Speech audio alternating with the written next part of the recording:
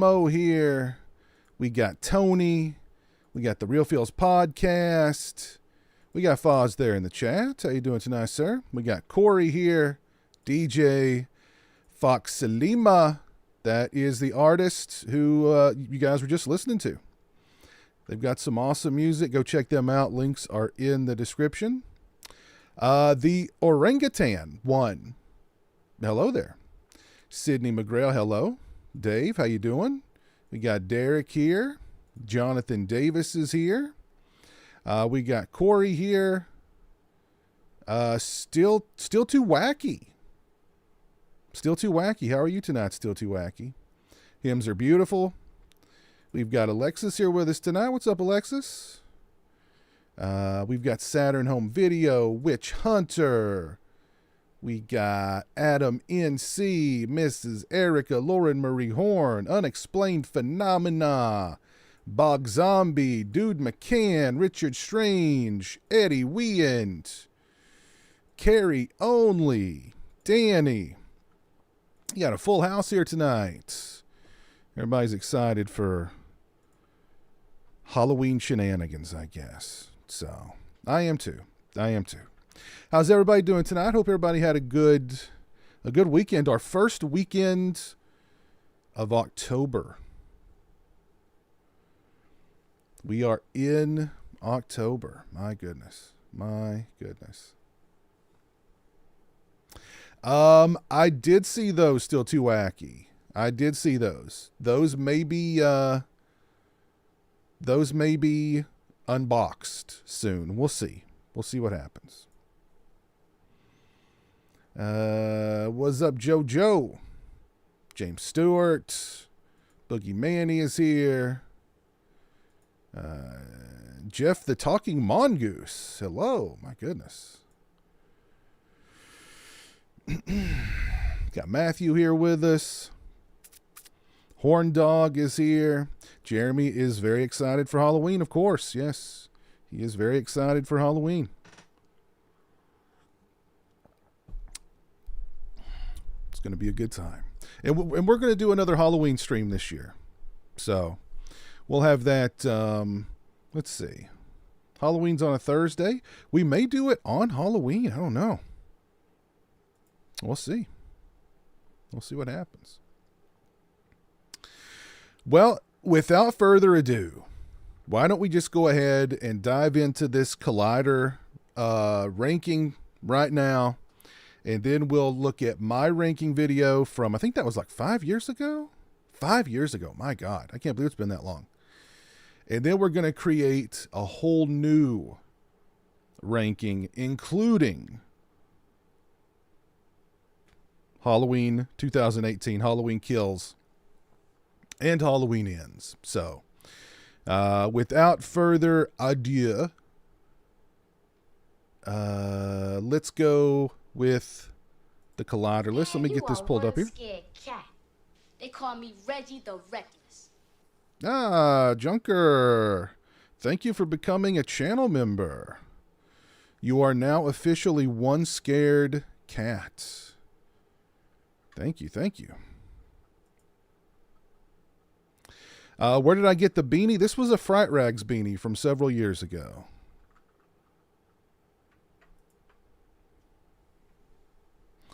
All right, let's find... All right, here we go. Let's get this pulled up here. And let's minimize me. There we go. Here we go. My goodness.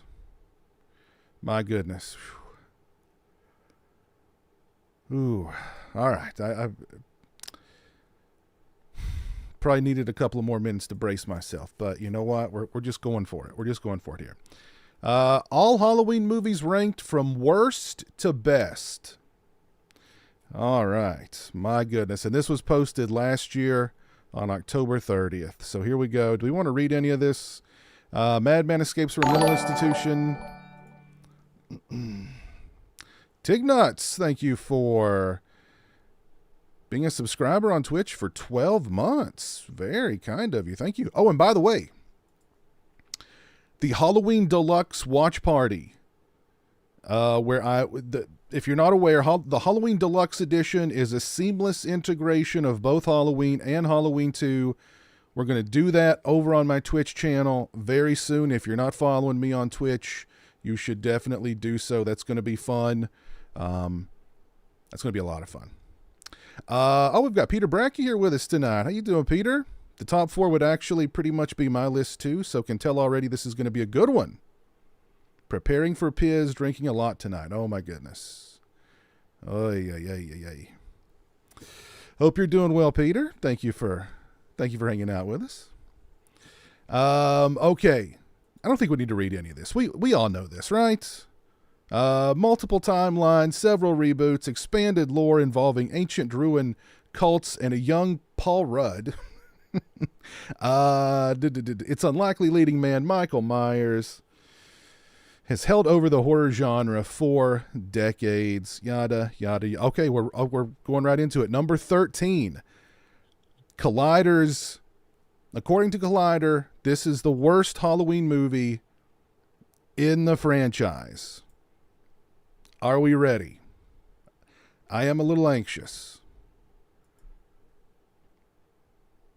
Halloween Resurrection.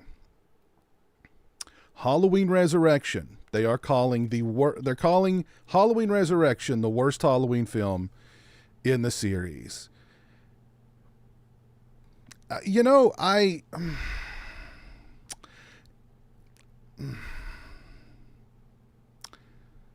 got Busta Rhymes in it. How can you not like it? I mean, how can you not like it? Should humanity ever discover the secrets of time travel, our first order of business, before we evade any wars or unlock the mysteries of the future, must be returning to the $300,000 budgeted set of 1978's Halloween to tell John Carpenter one day a rapper named Busta Rhymes will challenge Michael Myers to a kung fu fight in a movie that costs $13 million. That would be fascinating. Could you imagine telling John Carpenter? I bet John Carpenter probably now doesn't even know that Busta Rhymes was in Halloween Resurrection. John Carpenter probably doesn't know that there's a movie called Halloween Resurrection. I mean, let's be honest. He has no idea. If you told him now about that, he'd be shocked. Probably not. He probably wouldn't. Nothing shocks John Carpenter, I don't think. All right, Halloween Resurrection, they've ranked it as the worst in the series, and I mean, it's bad. It's not, it's nowhere near the top, that is for sure. I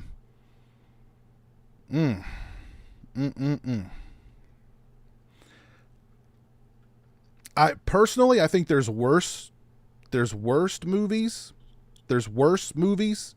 in the franchise than Halloween Resurrection, but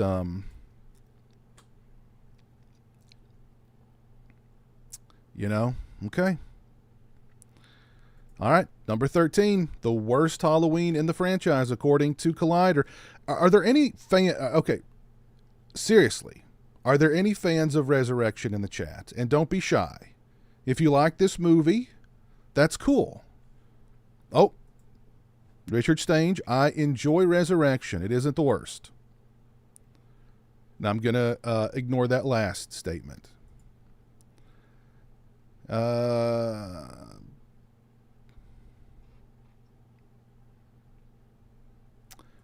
Busta might be on the soundtrack to a game he plays. Carpenter has caught several minutes of Resurrection on TV and said he thought it was utter shit. Okay. All right. Well. God Tank says LL Cool J over Busta. That's oof. I don't know. We'll see. Hymns are beautiful. Genuinely enjoys it. Okay. All right. DJ's a fan. Alan says he loves it. All right. So there's some Resurrection fans out there. Adam says he honestly enjoys it. Okay. All right. So there is some love for Resurrection out there. But let's move on. Resurrection was actually released on my birthday back in 2002. They released it in July. This was a Halloween movie they released in July. And, yeah, it was not a welcome birthday gift. Trust me. Yeah. All right, let's move on. Number 12. What could it be? Halloween 5, The Revenge of Michael Myers. Ooh. Interesting. I mean, honestly, this one's kind of toward the bottom of my list, too. I still have a lot of love for it. I still have a lot of nostalgia for it. But, I mean, it's just, it's not great. It feels, it's messy. It feels incomplete. It feels rushed. It feels half-hearted. But it's not the next to last worst, in my opinion. So, I don't know. There's things I do like about Halloween 5. Definitely not in my opinion.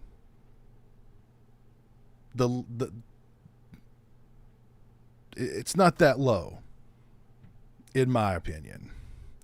I don't really hate this movie. I just hate the mask. The mask is, that was something that got thrown together pretty quickly, just like the rest of the movie, honestly. So, I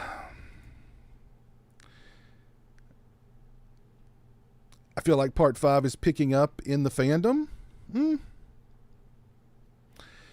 I kind of like H5. It has its moments despite the goofy cops. Like what was with the goofy cops and like the circus music that followed them? Was that supposed to be an homage to The Last House on the Left? Halloween 5 should be higher, but all the false jump scares are really annoying. Yeah. It's messy for sure, but it's got that 80s vibe still that saves it from the bottom of the list for me. Yeah, I agree. So, yeah, I don't know. That's a little rough for Halloween 5. It's not great, but, Halloween 5, The Revenge of Michael Myers, isn't technically as bad as the entry that came after it. Oh, what? Now they're getting. Okay. Now they used the part 5 entry at number 12 to talk crap about Halloween 6. Okay. All right. But at least The Curse of Michael Myers is gonzo enough to be interesting. I put an interesting boot up your anyway. The Revenge of Michael Myers is a story spiral into blahness. A slasher series that has officially lost any sense of what made it sharp in the first place. The franchise's worst mask on Michael's head makes it look like even he's getting a little bored with the return trip to Haddonfield. Is the part 5 mask the worst? Or, I mean, think about the masks in Halloween H2O. That K&B mask does not look good to me at all. And really the Stan Winston mask I don't think is that great either. And I'm not a fan of the zombie masks. So I would put the part 5 mask above the zombie masks. I'd put it above the K&B mask, even though the part 5 mask was a K&B mask too. The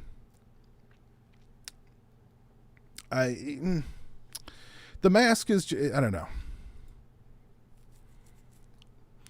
4 and H2Os are worse than 5s. I'll agree with you about H2Os.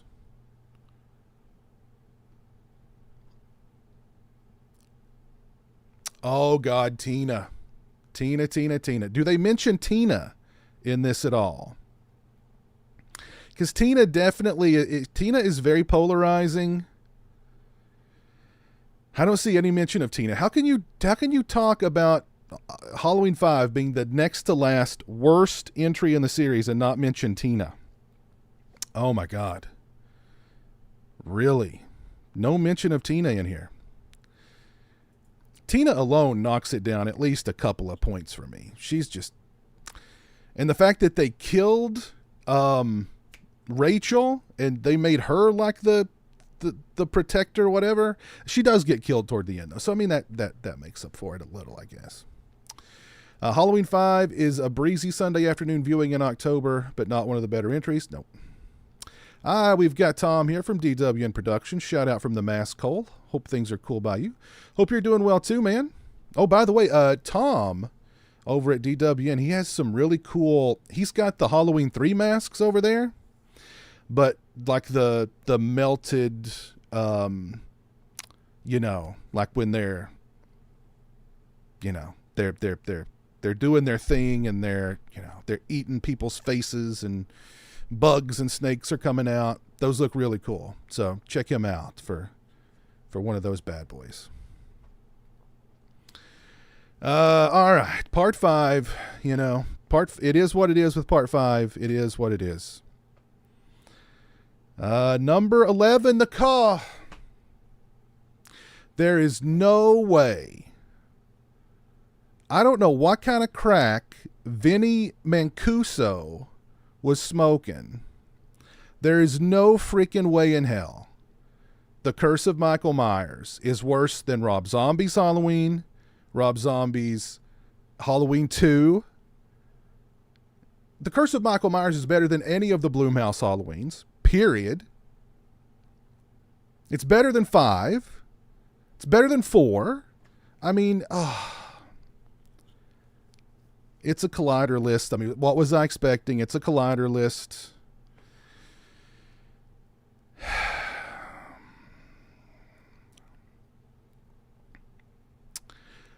Are they gonna...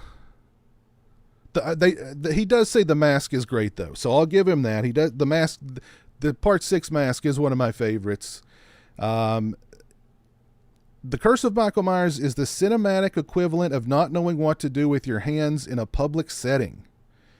Just a jaw-droppingly sweaty misunderstanding of what makes this franchise frightening.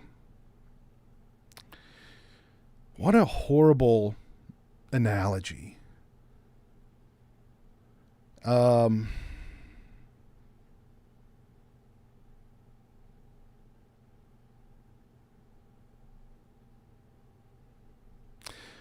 Joe Chappelle switches between painfully boring and deeply unpleasant. What?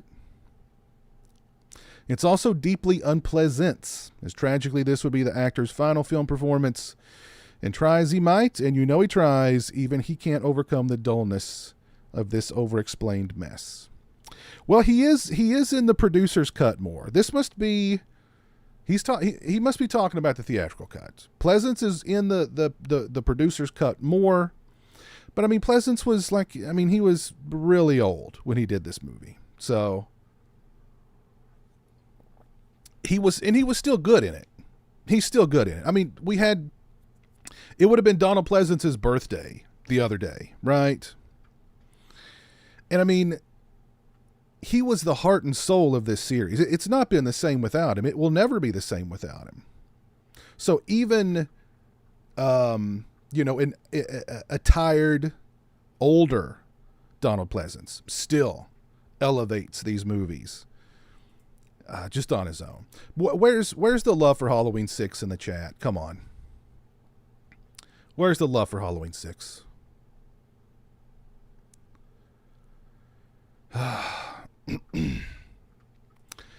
Love the channel, man. My favorite masks are definitely 78 Halloween 2 mask, and personally love the Ends mask. Terrible film, but love the rotted look of it. Man, they didn't need to pin him in there like that. Yeah, what was this person on rating? Exactly.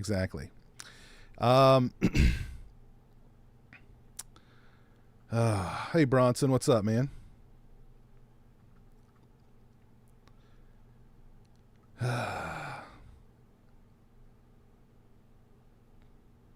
This list sucks.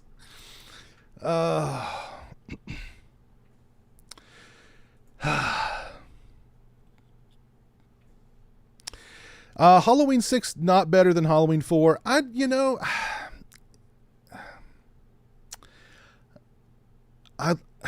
love them both. And No. Halloween 6 is Halloween 6 is not a better movie than Halloween 4. No. Gosh.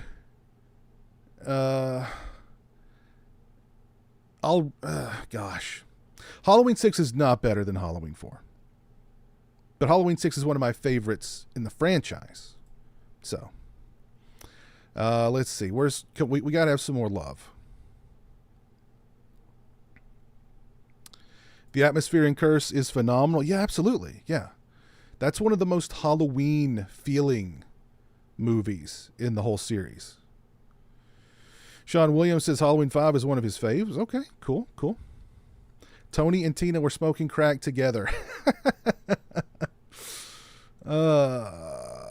Dave says part 6 is his favorite. Nice.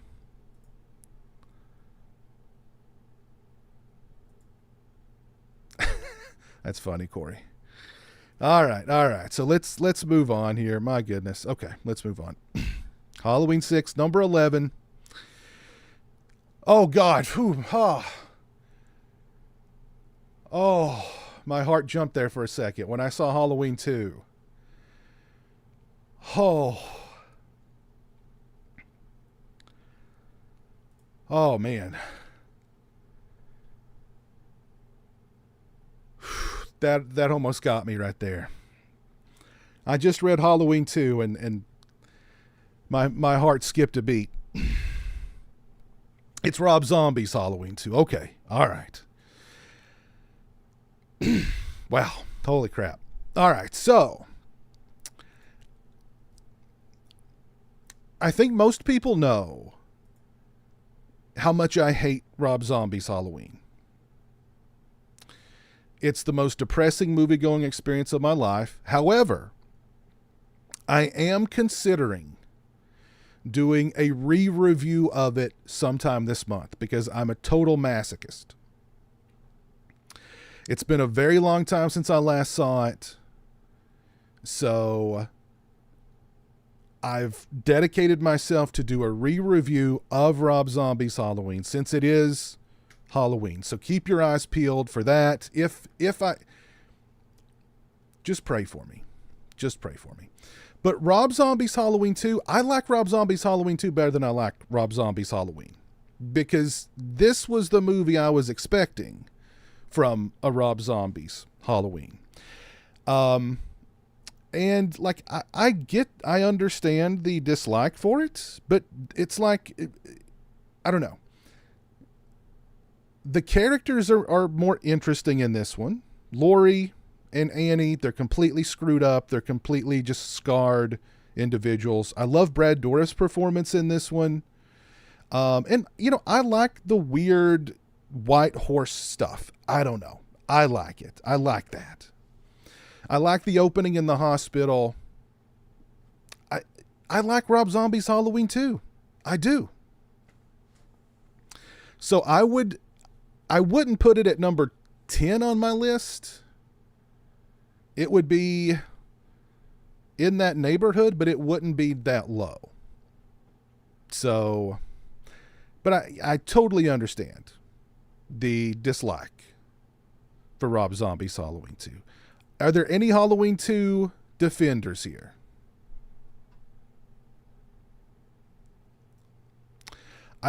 I was right there. I went and saw it in the theater. I did a review of it. I was there. Even after hating Rob Zombie's Halloween, I still went to the theater to see this one too. Opening weekend. Sean loves the theatrical cuts of Halloween 2. Okay. CG says Rob Zombie's Halloween 2 is an incredible Halloween slasher film. Okay. But you have to do drugs to watch Okay. Okay. Jeff, I agree. Yes. Very strongly prefer RZ's Halloween 2 over his first one. It's like the shackles are off and he's able to make more of an interesting film. Exactly. Well said. Exactly. 100%. Hillbilly Michael is awesome. The dream sequence is one of the best in the series. Yeah, I love that opening. That opening in the hospital. I love it. Oh, Alexis loves Rob Zombie's Halloween 2. Nice. Hobo Myers is truly awesome. My sister loves Rob Zombie's Halloween 2. Dave likes it a lot. Okay, so there's some love for Rob Zombie's Halloween 2 here. Okay, I'm not the only defender. All right, but number 10, Rob Zombie's Halloween 2. I just read Halloween 2 and my heart just about jumped out of my chest. Oof. All right, number 9, Rob Zombie's Halloween. Okay. I would put this one much lower, of course, but I'm not mad at him for, number 9. I mean, if this was where Halloween 6 was and Halloween 6 is where this is, I'd feel much, much better. But hiring Rob Zombie to remake a John Carpenter classic is a no-brainer on paper that actually just proves the wide range of a term like horror filmmaker. It's like asking Wes Anderson to remake Animal House because he's done comedies. I wonder what a Wes Anderson Animal House would look like. And Grindhouse magician Rob Zombie. This guy calls Rob Zombie a Grindhouse magician. That's funny.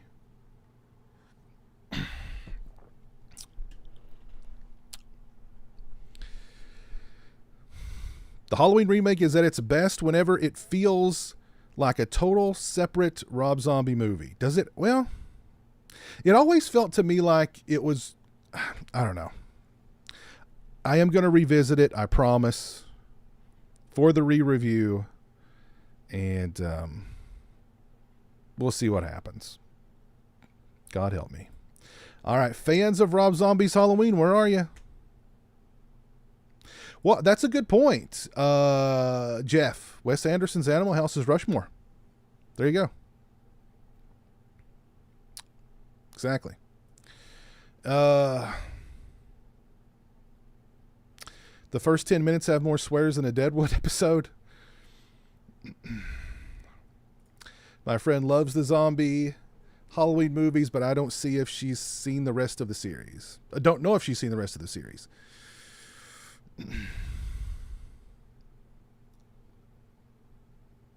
Rob Zombie does not know how to write a Halloween movie or any movie for that matter. Okay. I love this movie too, but I have to watch the theatrical cut or skip scenes. I hate Kid Myers. Anthony loves Rob Zombie's Halloween. Okay.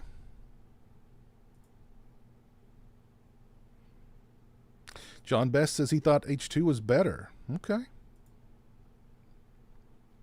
All right. Let's move on from Rob Zombie's Halloween. Number 9 on the list. Honestly, I would have bet that Collider would have ranked it a little higher or lower or better, I guess, than number 9. Anyway, here we go. Number 8, Halloween Ends. Ooh. Wow.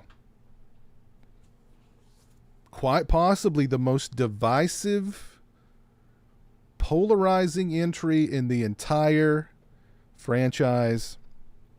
Let's just pull up this picture with Corey, because he's the real star of the show in this one. We all know that. If you're Team Corey, let it be known. Hashtag Team Corey. Everyone's favorite. It's everybody's favorite here. I hate this movie. Love the Mask. Dear God, finally, I hate this film. Lot of hatred for Halloween Ends. H Ends is the worst of the franchise. Wow. Okay. I absolutely hate this movie. Halloween Ends isn't a Halloween movie, but it's a decent movie for sure. Okay. I haven't seen anybody say they like Halloween Ends. Halloween Ends was way better than Halloween 2018. Okay. I liked Halloween Ends, and I loved Corey Cunningham. All right. Okay, here. Okay, we got some Team Corey in the house. All right. I legitimately like Ends better than most other Halloween sequels. Wow. Let's see what they have to say about it here. Ooh, what did I click on? All right, let's see. Halloween Ends was an uneven ending to an uneven trilogy. That's very true. Set 4 years after the first two David Gordon Green entries to the franchise, Roy Strode is living a normal, quiet life. She is blah, blah, blah, blah, blah.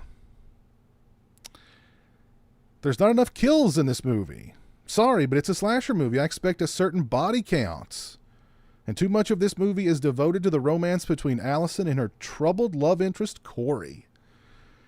There are some iffy moments with Michael Myers, but I will say the ending is quite satisfying. I don't know about that. To say anything else would be giving too much away. This movie came out how many years ago, and you're worried about giving stuff away? To say anything, blah, blah, blah, blah, blah.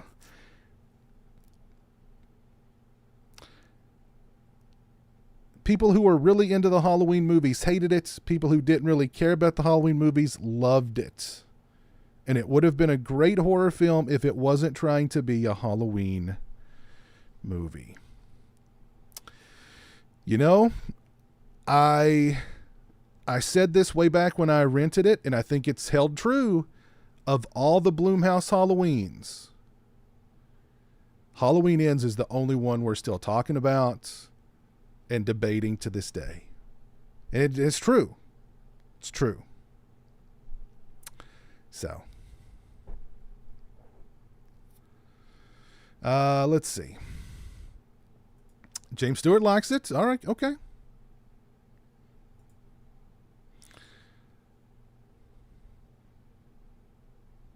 Philip really liked Halloween Ends. There's some love for Ends in the chat. Okay. My Ruin liked it. Good. Oh, here we go. Team Corey. We got a Team Corey member out there. Tide will turn eventually like the rest did. I loved Ends. It says the Daily Ghost. The Shape believes in Corey Cunningham. You should. Not so bad for me, but just because of Jamie Lee Curtis. Corey's scarecrow mask is pretty iconic. All right. Crowd surfing Myers is the best thing of the series. Oh, jeez. Ends is absolutely the best of the Blumhouse trilogy, says Saturn Video. All right. We got some love out there, some Team Corey out there. All right, let's move on. Don't want to start a fight in the chat. Number 8, Halloween Ends. Number 7 is Halloween 2. Oh my God. This dude, you're out of your freaking gourd, man. Halloween 2 at number 7. So you're telling me, oh, jeez. Oh. It's a collider list. I have to keep telling myself that. It's a collider list. Halloween 2 at number 7. Jeez, oh, Pete. Oh, God. Halloween 2 is essentially the longest post-credit scene ever made. Oh, you... God, this guy. Jeez.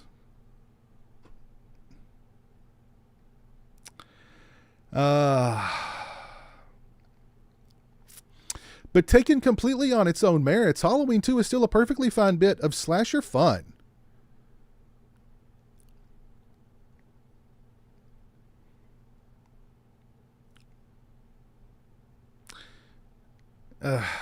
This is ridiculous. Halloween 2, much better. Much better. Right, there we go. Let's get some Halloween 2 love in the chat. Gotta have some Halloween love in the chat. Halloween 2 love in the chat.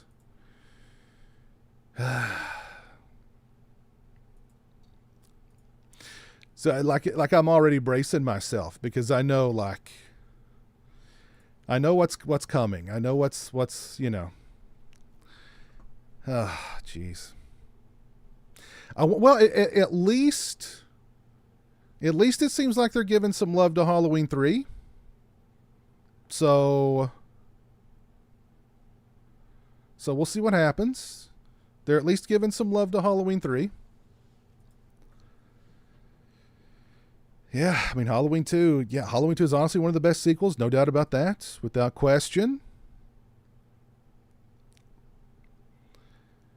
The list just lost all credibility. Halloween 2 is not only the best Halloween movie, it is the best film of the 70s, 80s horror franchises. And only second to Scream 2 is my favorite movie ever. Says hymns are beautiful. Wow. Bold statements. This list is completely perused.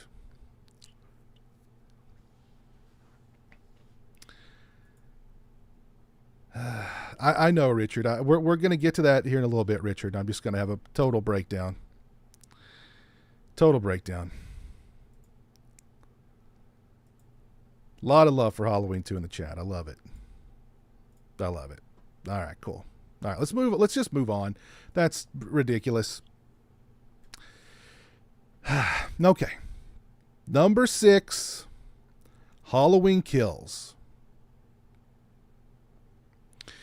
Halloween 2 is much better than Halloween Kills. There's no question. I mean, come on. It's not even close. Not even close. I really dislike Halloween Kills. I really dislike this movie. I would say, gosh, oof.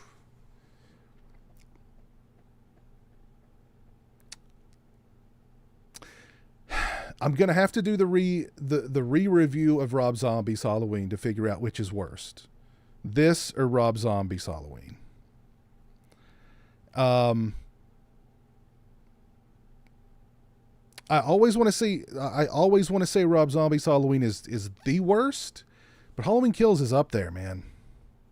Halloween Kills is up there. All right, let's see. What do they got to say about Halloween Kills? Evil, of course, right? you can't go through you can't even have a full sentence talking about this movie without bringing up Evil Dies Tonight. Good Lord.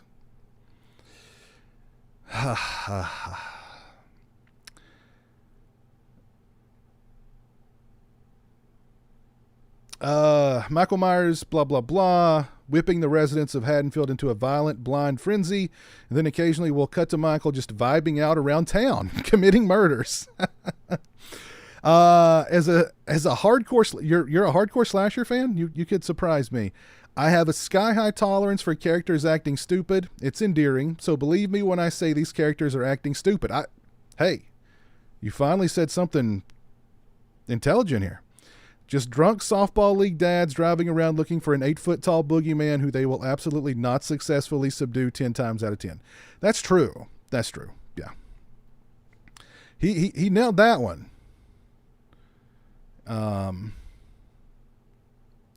The tonal disconnect robs the movie's deeper points of its power, and worse, makes it feel aimless. I mean, that's true too.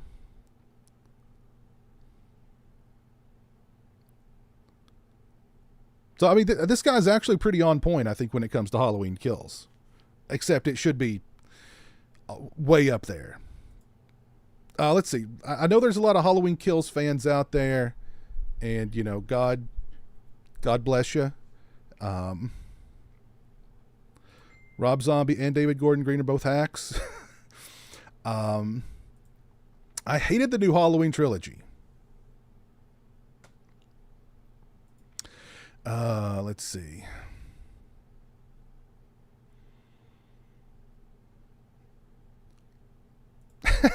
When the lady in the hospital awkwardly shouts "Evil Dies Tonight," it legit felt like an SNL Mad TV skit.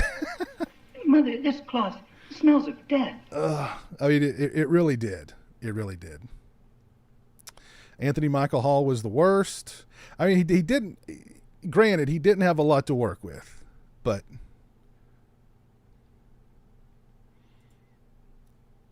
Halloween Kills is worse than Resurrection.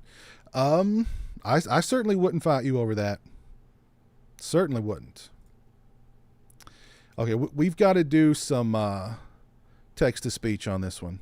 Godtunk says, "Evil dies tonight." Let's do it again. Godtunk says, "Evil dies tonight." Let's do it one more time. Godtunk says, "Evil dies tonight."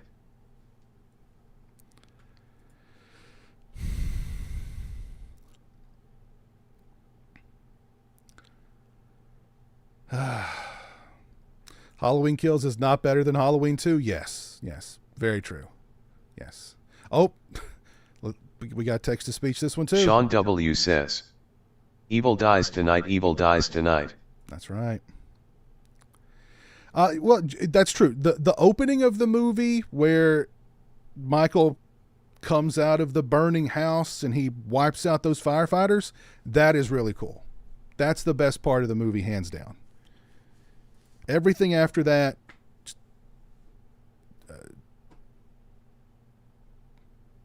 horrible. Hymns are beautiful. Thank you for the $4.99 super chat. Halloween 2 isn't popular now with newer generations because of the Halloween 18 retcon. Yeah, you're probably right. Yeah. But thank you, Hymns. Appreciate that. I watched Rob Zombie's Halloween 1 recently, and man, that movie is so cringe and aged so bad. You're not giving me any hope for my revisit. There's some good kills in Kills, but the characters are insufferable. Yeah, that's true. That is true.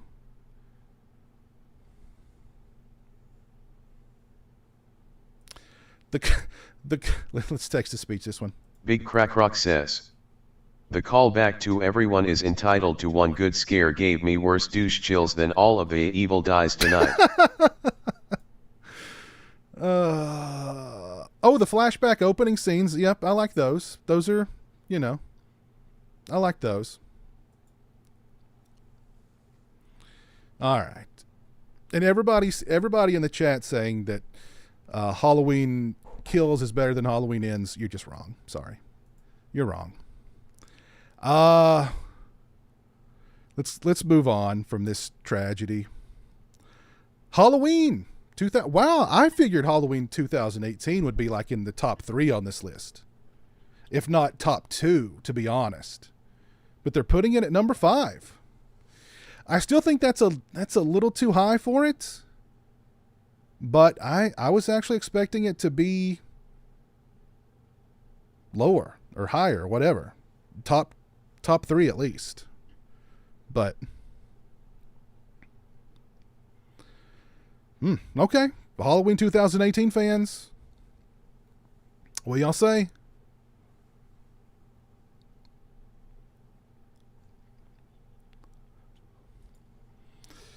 One of the sauciest horror hills I'm happy to die on is that we all went a little too nuts for David Gordon Green's 2018 Halloween.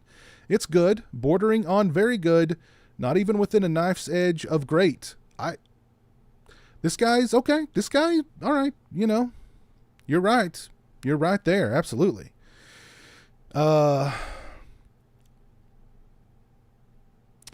the very least, it understands what makes Halloween uniquely Halloween, and this movie plays the hits in hollow fashion.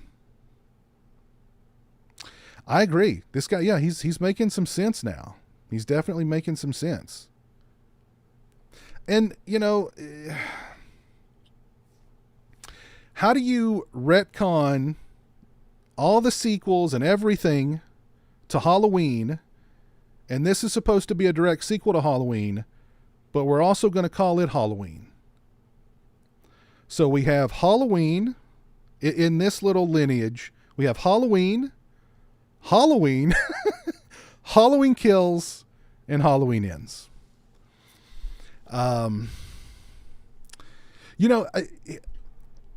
I totally agree. I think Halloween I think Halloween 2018 is mid. I think it's mid at best. But I think they missed out on such a huge opportunity in this movie that would have made it 2 minutes.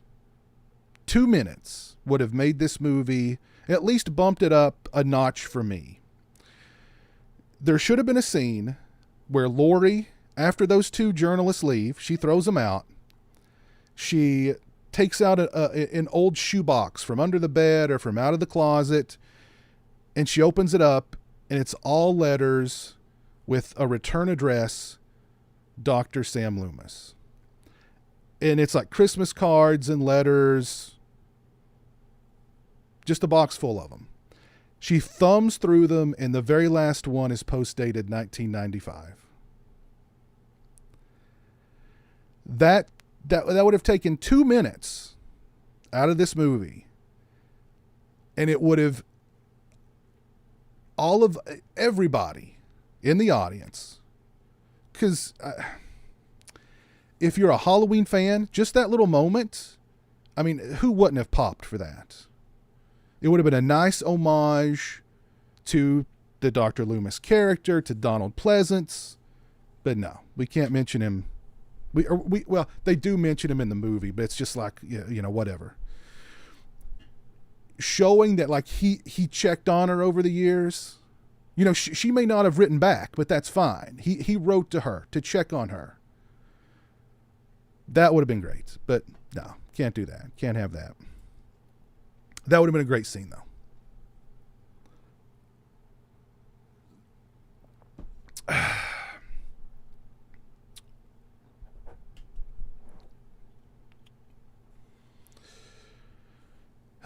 Ben Tramer should have shown up. Yeah. All right, Corey, take care, man. Have a good night. Thanks for hanging out.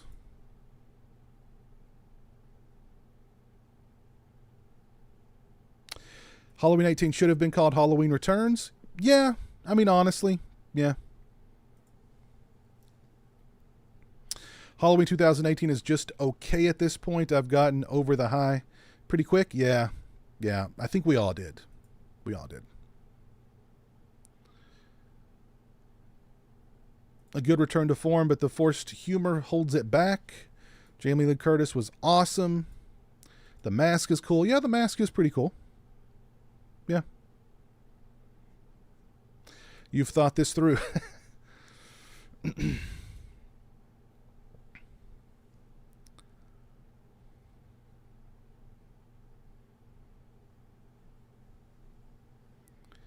You're the new Loomis. I hated that. Yeah, that was horrible.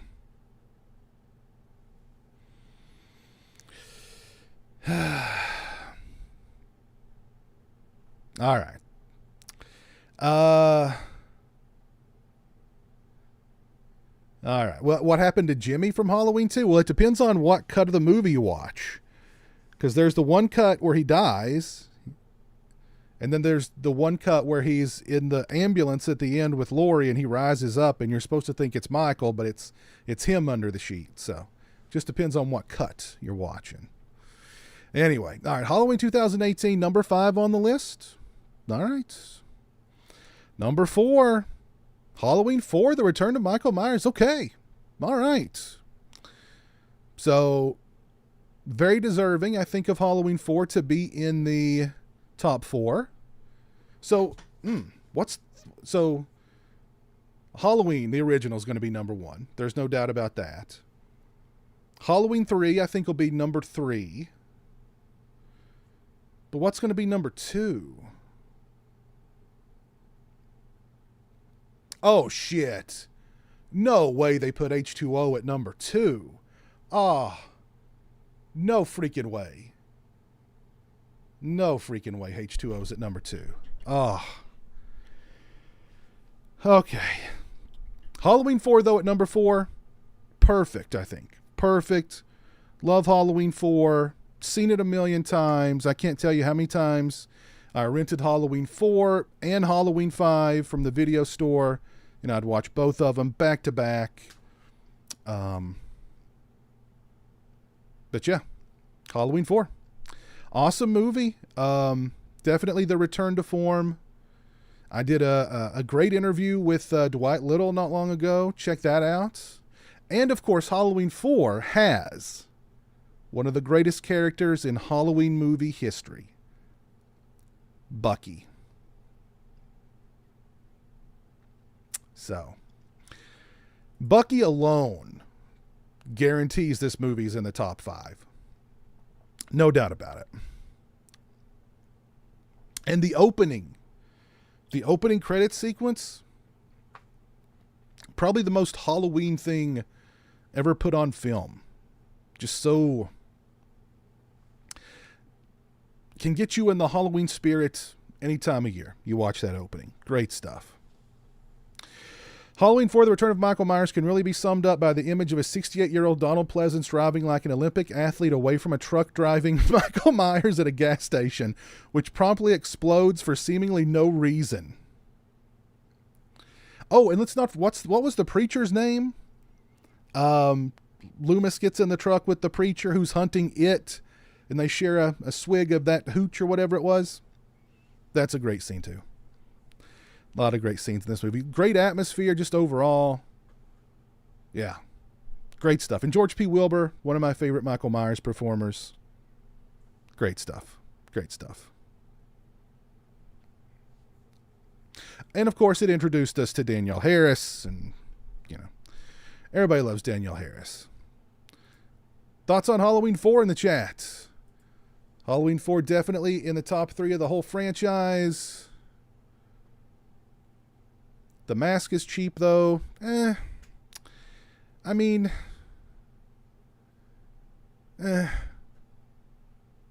don't mind it. You're hunting it, ain't ya? Cops do it by the book. Yeah. Where's the sitcom with Ben Tramer and Bucky? If only. If only.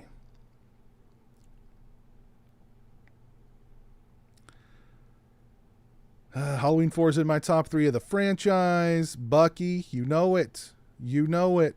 Bucky. Halloween 4 is a thumbing good time? Key says it's the best looking girl in the franchise is in Halloween 4.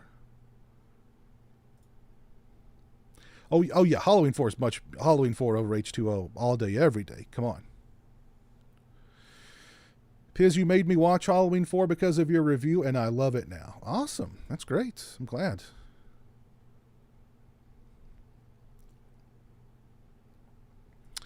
I enjoy Halloween 4. I don't know why, but enjoy Halloween 5 slightly more. Okay. Halloween 4 is my second favorite in the franchise.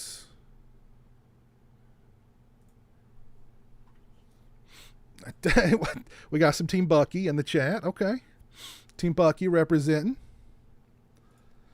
Yes, Bucky does need a memorial service. Oh, you want this tech? Okay. All right. No. Dongs and Honkers says, Bucky needs a memorial service text to speech. Yes, he does. Desperately needs that. And yes, justice for Ted Hollister. Let's not forget poor Ted Hollister. Poor guy was just hanging out in a bush on Halloween night next to a gazebo. And he gets blown away. When a man can't hang out in a bush on Halloween night next to a gazebo and not be riddled with bullets, that's not the America I grew up in.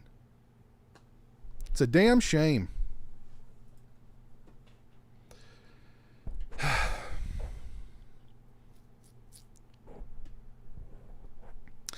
Exactly, Jess. The Halloween 4 mask was taken off the Halloween mask shelf at the hardware store, so its looks are acceptable. Exactly.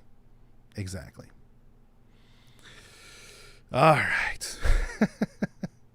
Justice for Bucky. Dream Emulator HVSC says, #Justice for Bucky. Yes. Who was Bucky?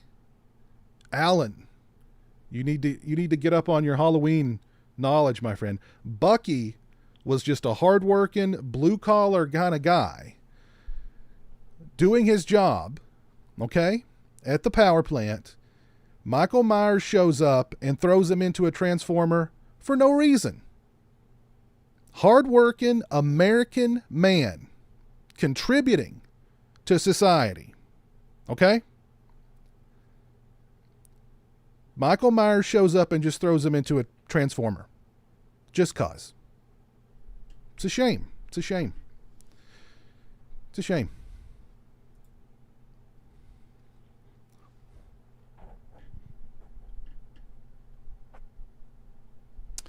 Also, random aside, but the security guard in Halloween 4, played by the actor Raymond O'Connor, had a similar brief expository role in Michael Bay's The Rock.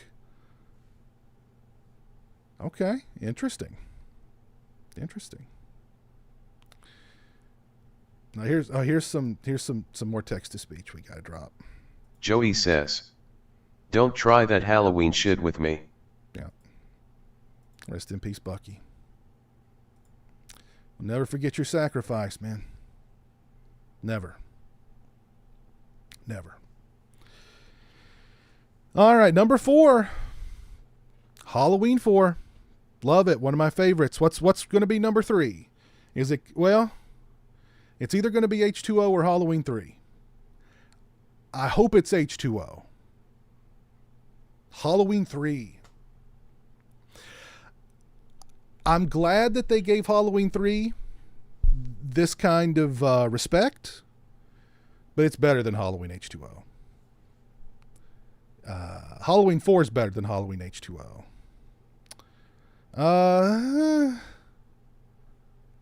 No. Halloween 2 is much better than Halloween H2O. Halloween Ends is better than Halloween H2O. Halloween 6 is better than Halloween H2O. Anyway. All right. Halloween 3 getting its props at number 3. I know Halloween 3 is going to have a lot of love out there. There's the man himself, the Atkins, the legend. What a legend. Absolute legend. It's entirely possible that Halloween 3 would have been better received if audiences were eased into the anthology concept. Yes, darling, what is it? Yeah. Mother, this cloth smells of death. Hymns are beautiful. Thank you for the $1.99. Halloween 4 is way better than Halloween 78. Wow. Bold statement. Bold statement. Okay. All right. Thank you for the $1.99. Appreciate that. Yeah, I mean, what's there to say about Halloween 3? I mean, it's, you know, is there anybody out there who doesn't love Halloween 3? I guess is the question now.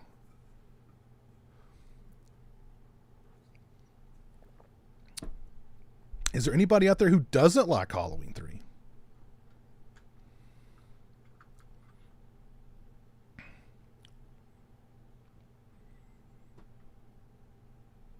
I mean, of course, the Atkins. You've got the Atkins. You've got the cool masks. You've got the jingle. You know, you've got Connell Cochran. What a great evil character he was. You've got the robot, you know, henchman of his. The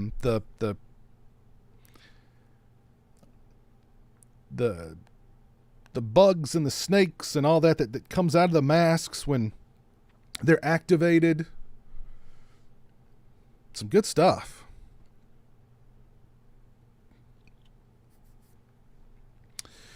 H4 is definitely better than H2O.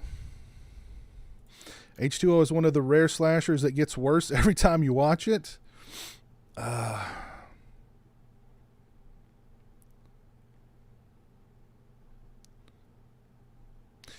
H3 as a child, to me, was very shocking. I had a latex mummy mask, and I thought that the evil death could happen to me. It could. It could. You never know. Got the silver shamrocks there. paint by number Scream ripoff.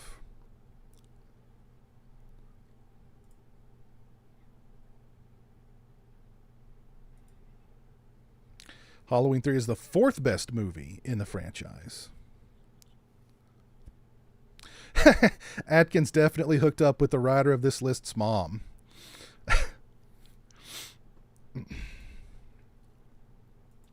I love Halloween 3. Atkins took my girl in Halloween 3. Halloween 3 has a lot going for it. Top 5 of the franchise. Such an underrated film. Don't forget to watch the big giveaway afterwards. Crazy the switch up the fan base had on Halloween 3 the last couple of years. Love it. Halloween 3 is definitely top 3. Halloween 3 is my second favorite in the franchise. Cochran is a mastermind and Atkins is daddy.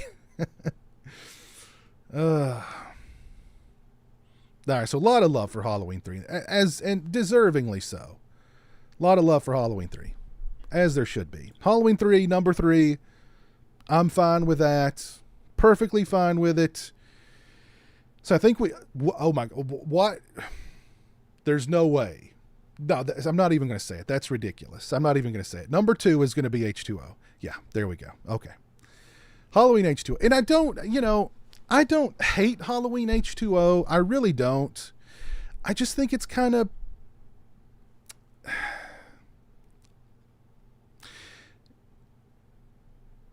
It's mid, but it's also just kind of, it's just kind of blah to me. I don't know.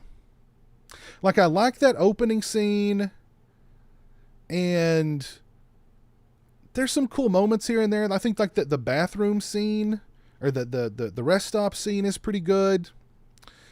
But I don't know. It just seems very watered down to me. It seems very like, and not just 90s, but like even watered down kind of compared to some of the 90s horror stuff.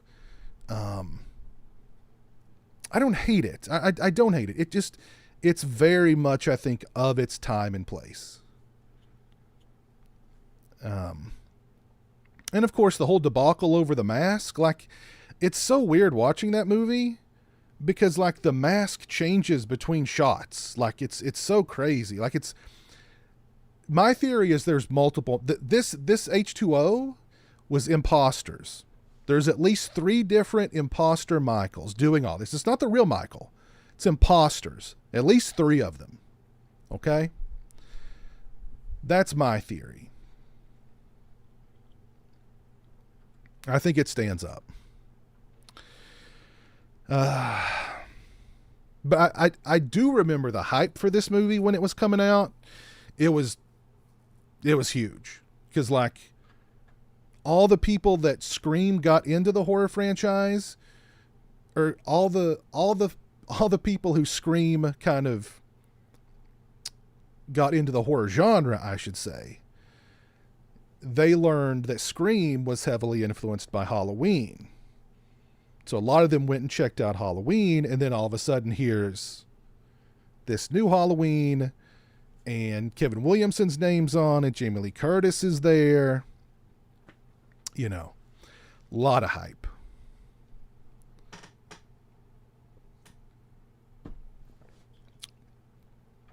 And again, I don't think it's bad. I don't hate it. I just think it's middle of the road. Just kind of blah.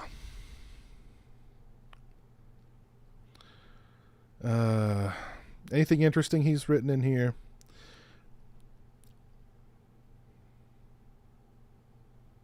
Halloween H2O is a bad title for a film that is equal parts perfect continuation, perfect homage, and perfect ending.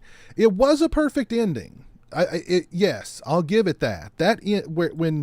When she chops off Michael's head and the camera cranes down on her and you just see like all this weight has been lifted off of her in that moment. Like, that is a great ending. And then the Halloween soundtrack just punches you right in the face and the closing credits comes up.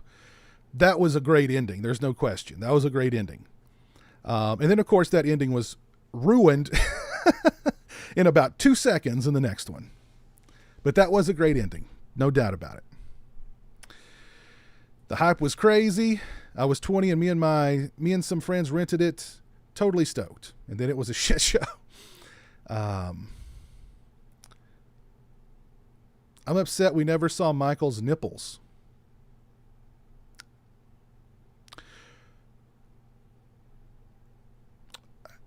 I mean, to each their own.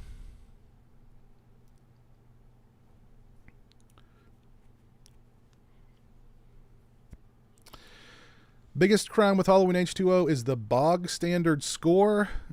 So forgettable. Also, Josh Hartnett's acting is a crime against humanity. His character should have died. Chris Durand is an underrated Michael.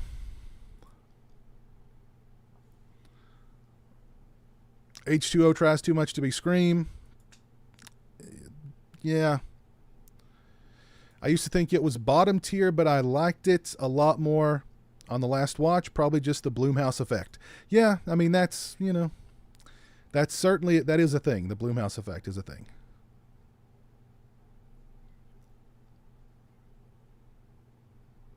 It has zero Halloween atmosphere. I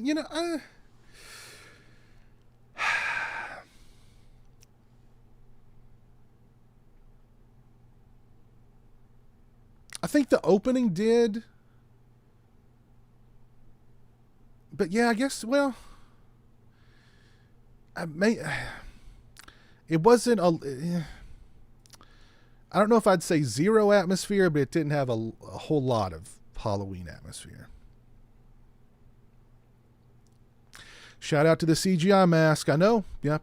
The CGI mask in H2O.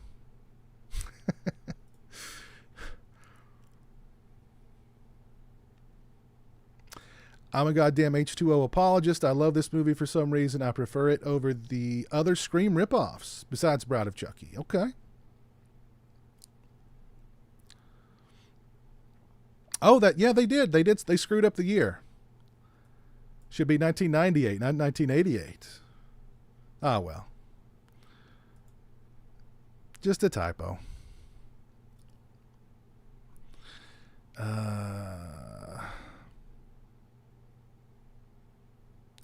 King of Sanity brings up a good point. Let me see. What King of Sanity say? What did I miss? About the nipples? Okay. Yeah. Well, I mean, to each their own. I'm not going to nipple shame anybody.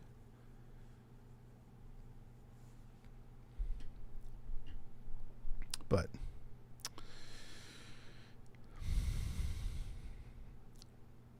the rest stop scene is truly the highlight of the film. It's pretty good.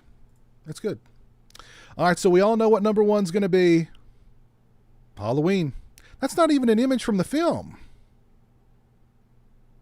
How could you screw that up? That's not even an image from the movie, man.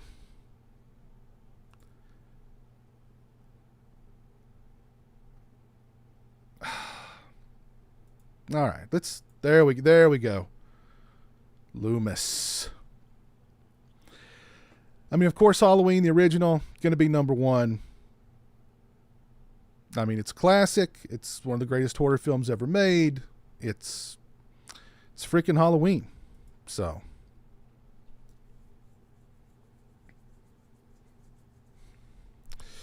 Looks like it's from a Universal haunt. I know, yeah. How do you screw that up? I don't get it.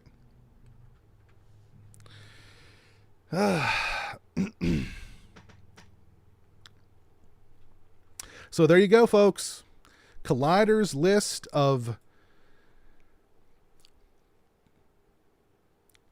Collider's Halloween movies ranked list from worst to best. According to them, or according to Mr. Mancuso, Halloween Resurrection is the worst and Halloween is the best. And I don't agree with Halloween H2O. I'm good with Halloween 3. I'm good with Halloween 4. Halloween 5 or Halloween 2018 should be a little higher up for me. Halloween Kills should be a little higher up. Halloween 2 should be way down the list. That should be in the top 5. Halloween Ends, I'm fine with where Halloween Ends is. Rob Zombie's Halloween should be higher. Rob Zombie's Halloween 2, I'm fine with that. Halloween 6 should be way lower. Way lower. Halloween 5 should be a little lower. And Resurrection should be not the worst, but in that area code. So, all right. All right, so why don't we take a look at my ranking video that I filmed or that I made. Let's see. For all your t-shirt needs, check out TeePublic's Killer Select. I'm trying to push pause and it will not pause. All right, so let's... Okay. This was uploaded 5 years ago, October 31st, 2018. Okay. My ranking of the Halloween movies. If you've not dropped a like on the stream, please do so. I'd appreciate that. Thank you all for 86 likes. Very, very kind of you. So let's take a look at my rankings, and then we'll do an updated ranking. Okay? An updated ranking. But first, I got to go get a refill. So I'm going to play you guys some more Föxx Salema, and I will be right back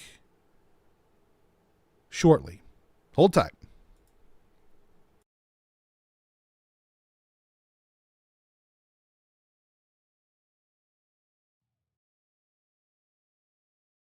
Alrighty, I'm back.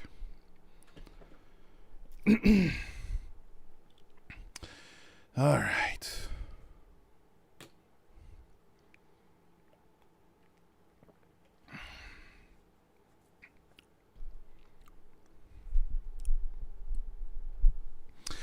Alrighty, so let's take a look at my Halloween ranking list. Thank y'all for 94 likes on the stream, by the way. All right, so here we go. Posted on October 31st. Long time ago. Oh, wait a minute. Let me get my headphones so you guys don't hear an echo.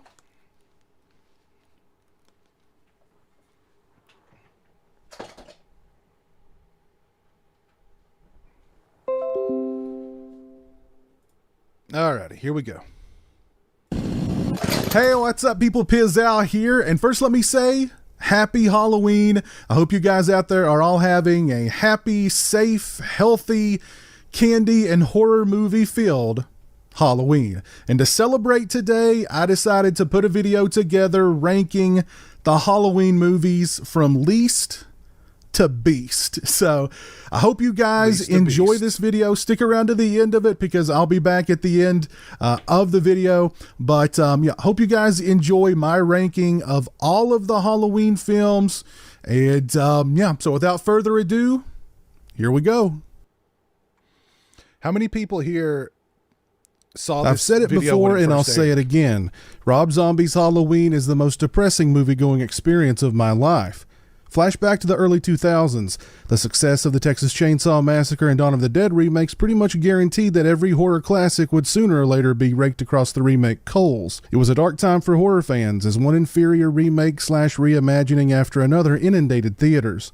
It was only a matter of time before John Carpenter's classic Halloween would be next. When it was announced that Rob Zombie would be writing and directing the remake, many saw it as a stroke of luck. Zombie had two things going for him. He was a horror fan who allegedly recognized Halloween as a classic, and he had already written and directed two successful horror films in House of a Thousand Corpses and The Devil's Rejects. If Halloween had to be remade, who better at the helm than Rob Zombie, right? Instead of the subtlety and suspense of Carpenter's original, Zombie goes for an all-out, in-your-face barrage of hopelessly white trash characters, cringy dialogue, and buckets of blood. Zombie also eschews the mystery of Michael Myers. Instead of a force of nature driven by obsession, Zombie provides Myers with an elaborate backstory to explain his homicidal ways. The first half of the film is a laborious trudge through Michael's troubled adolescence. Zombie's dedication to ascribing Michael's madness as a product of his being bullied at school and subject to a rotten home life rounded out by slutty sister, stripper mom, and foul-mouthed stepfather feels like a completely pointless and unnecessary exercise in excess. But when the movie eventually shifts and begins taking cues from John Carpenter's original, with an adult Myers stalking Laurie Strode and her friends, you truly see Zombie's inadequacies, not only as a filmmaker, but in his limited understanding of what made the original Halloween so effective. Myers as an adult is a mountainous brute, more akin to Jason Voorhees than the stealthy, almost ethereal shape that fans had come accustomed to. Suspense is tossed aside for brutality, and Zombie's idea of character development is to make his characters foul-mouthed and promiscuous. The only remotely likable character in the film is Laurie Strode, played by Scout Taylor Compton. She does a nice enough job filling Jamie Lee Curtis's sizable shoes, but Zombie does her no favors with horrible dialogue and very little in the way of character development. Zombie also can't help but make her friends, suburban girls from middle-class families, white trash gutter mouse. Even Dr. Loomis isn't spared. Zombie turns the beloved character into an opportunist, more eager to use Myers for financial gain than keeping his evil under lock and key. It all adds up to an overlong and painfully inept reinterpretation of a film that never needed reinterpreting. Just thinking about it hurts. Resurrection was right at the bottom of Halloween my list. Resurrection proves two things. One, you can't keep a good bad guy down, even after losing his head. And two, rappers and horror icons don't mix. It's true. Following the events of Halloween H2O, Resurrection conveniently and rather stupidly glosses over the very definitive ending of its predecessor within the first 10 minutes, treats us to a beloved character's unceremonious demise, and then finds Michael returning to his childhood home only to find that Busta Rhymes has invited a crew of reality TV wannabes to take part in a live webcast on the premises. Needless to say, Myers isn't too happy with this home invasion. Playing on the reality TV craze of the time, Halloween Resurrection takes what might have been an interesting concept, think Halloween meets War of the Worlds in the digital age, and does very little with it. Remember the ending of Halloween H2O? Remember how Laurie had finally faced down the ghosts of her past and could now, refreshed, relieved, almost born anew, move on with the rest of her life? Well, forget all that. Halloween Resurrection finds Laurie an embattled, ratty-haired mess inside a mental institution. The film opens with her final showdown against Myers, culminating in her ridiculous demise, and it only goes downhill from there. Halloween 2 director Rick Rosenthal returned for this 8th entry and provides a steady hand behind the camera. The problem here is the script and the questionable casting choices. The film was also put through the ringer during the editing process by Harvey Scissorhands, and it shows. The result is a cut-rate, hollow Halloween experience with characters we don't care about and others we just want to die. Without question, one of the lowest points in series history is Busta Rhymes kung-fuing Michael Myers. My God, what were they thinking? Resurrection did the dirty work of ending the brother-sister angle, albeit in an underwhelming way, and could have served as the launching pad for a fresh new start to the series. The movie more than doubled its production budget at the box office, but was curb-stomped by critics. The fan response was overwhelmingly negative, too. With the hubbub over Halloween 2018 retconning all the sequels, Resurrection is one that deserves to be forgotten. RZ's Halloween 2. Rob Zombie's Halloween 2, or H2, picks up 1 or 2 years depending on what cut of the film you're watching after the events of the remake, starting out with a pretty good hospital sequence reminiscent of the original Halloween 2. From there, we discover that Michael survived that pesky point-blank gunshot to the face and has been roaming the countryside ever since, occasionally visited by the apparition of his dead mother and a white horse. We also discover that Laurie, played again by Scout Taylor Compton, is pretty much a wreck. She's moved in with Annie, played again by series favorite Danielle Harris, and her father, Sheriff Brackett. Unlike the remake, Zombie actually allows his family unit to behave like a family, albeit one that has been through hell. The kind of post-traumatic stress that both Annie and Laurie exhibit here feels natural and uninhibited, and both turn in fantastic performances. Brad Dourif, returning as Annie's father, and the Sheriff of Haddonfield steals the show, delivering a performance far better than the film like this deserves. Instead of cringy dialogue and white trash caricatures, Zombie lets the 3 leads behave like actual human beings. Very damaged human beings, but human beings nevertheless, and because of this, you feel for them. Hell, even Michael Myers has a moment or two in which he elicits sympathy. In the remake, the adult Myers is nothing more than a hulking brute. Here, Zombie does a good job of making Michael feel human, a character just as damaged and almost as vulnerable as Laurie. Not so much a force of nature, but a product of mental illness. Even Dr. Loomis, who's capitalized on Michael's bloody legacy with a best-selling book, is too crippled with regret and self-loathing to enjoy the spoils. However, this is a Rob Zombie film, so expect his trademark brutality and penchant for hopelessly white trash characters.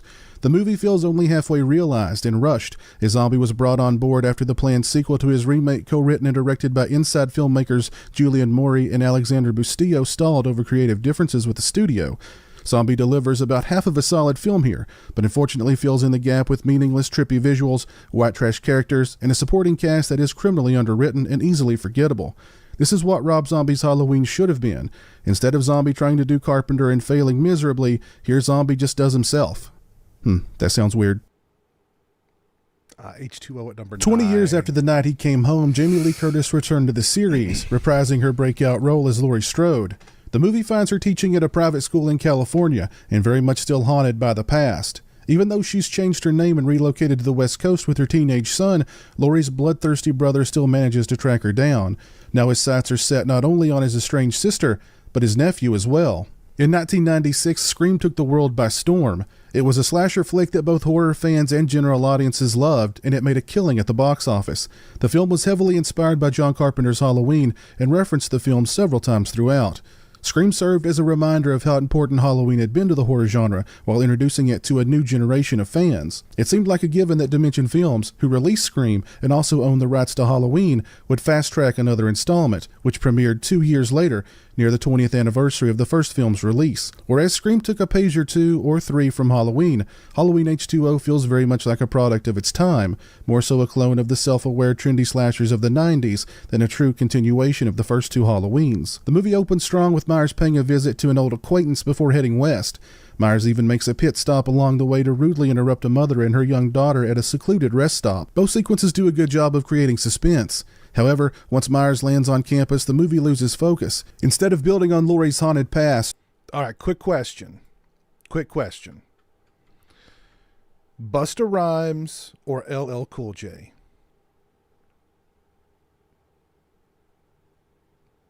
Busta Rhymes or LL Cool J?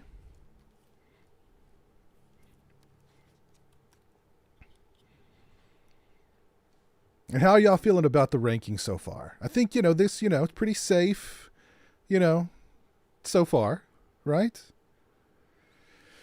I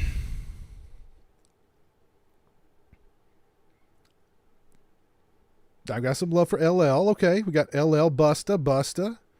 LL for the win. LL because it's fun to say LL. Okay, all right. Busta. LL. Oh, this is really, wow. It's a tight race here. I think LL may have the lead, though.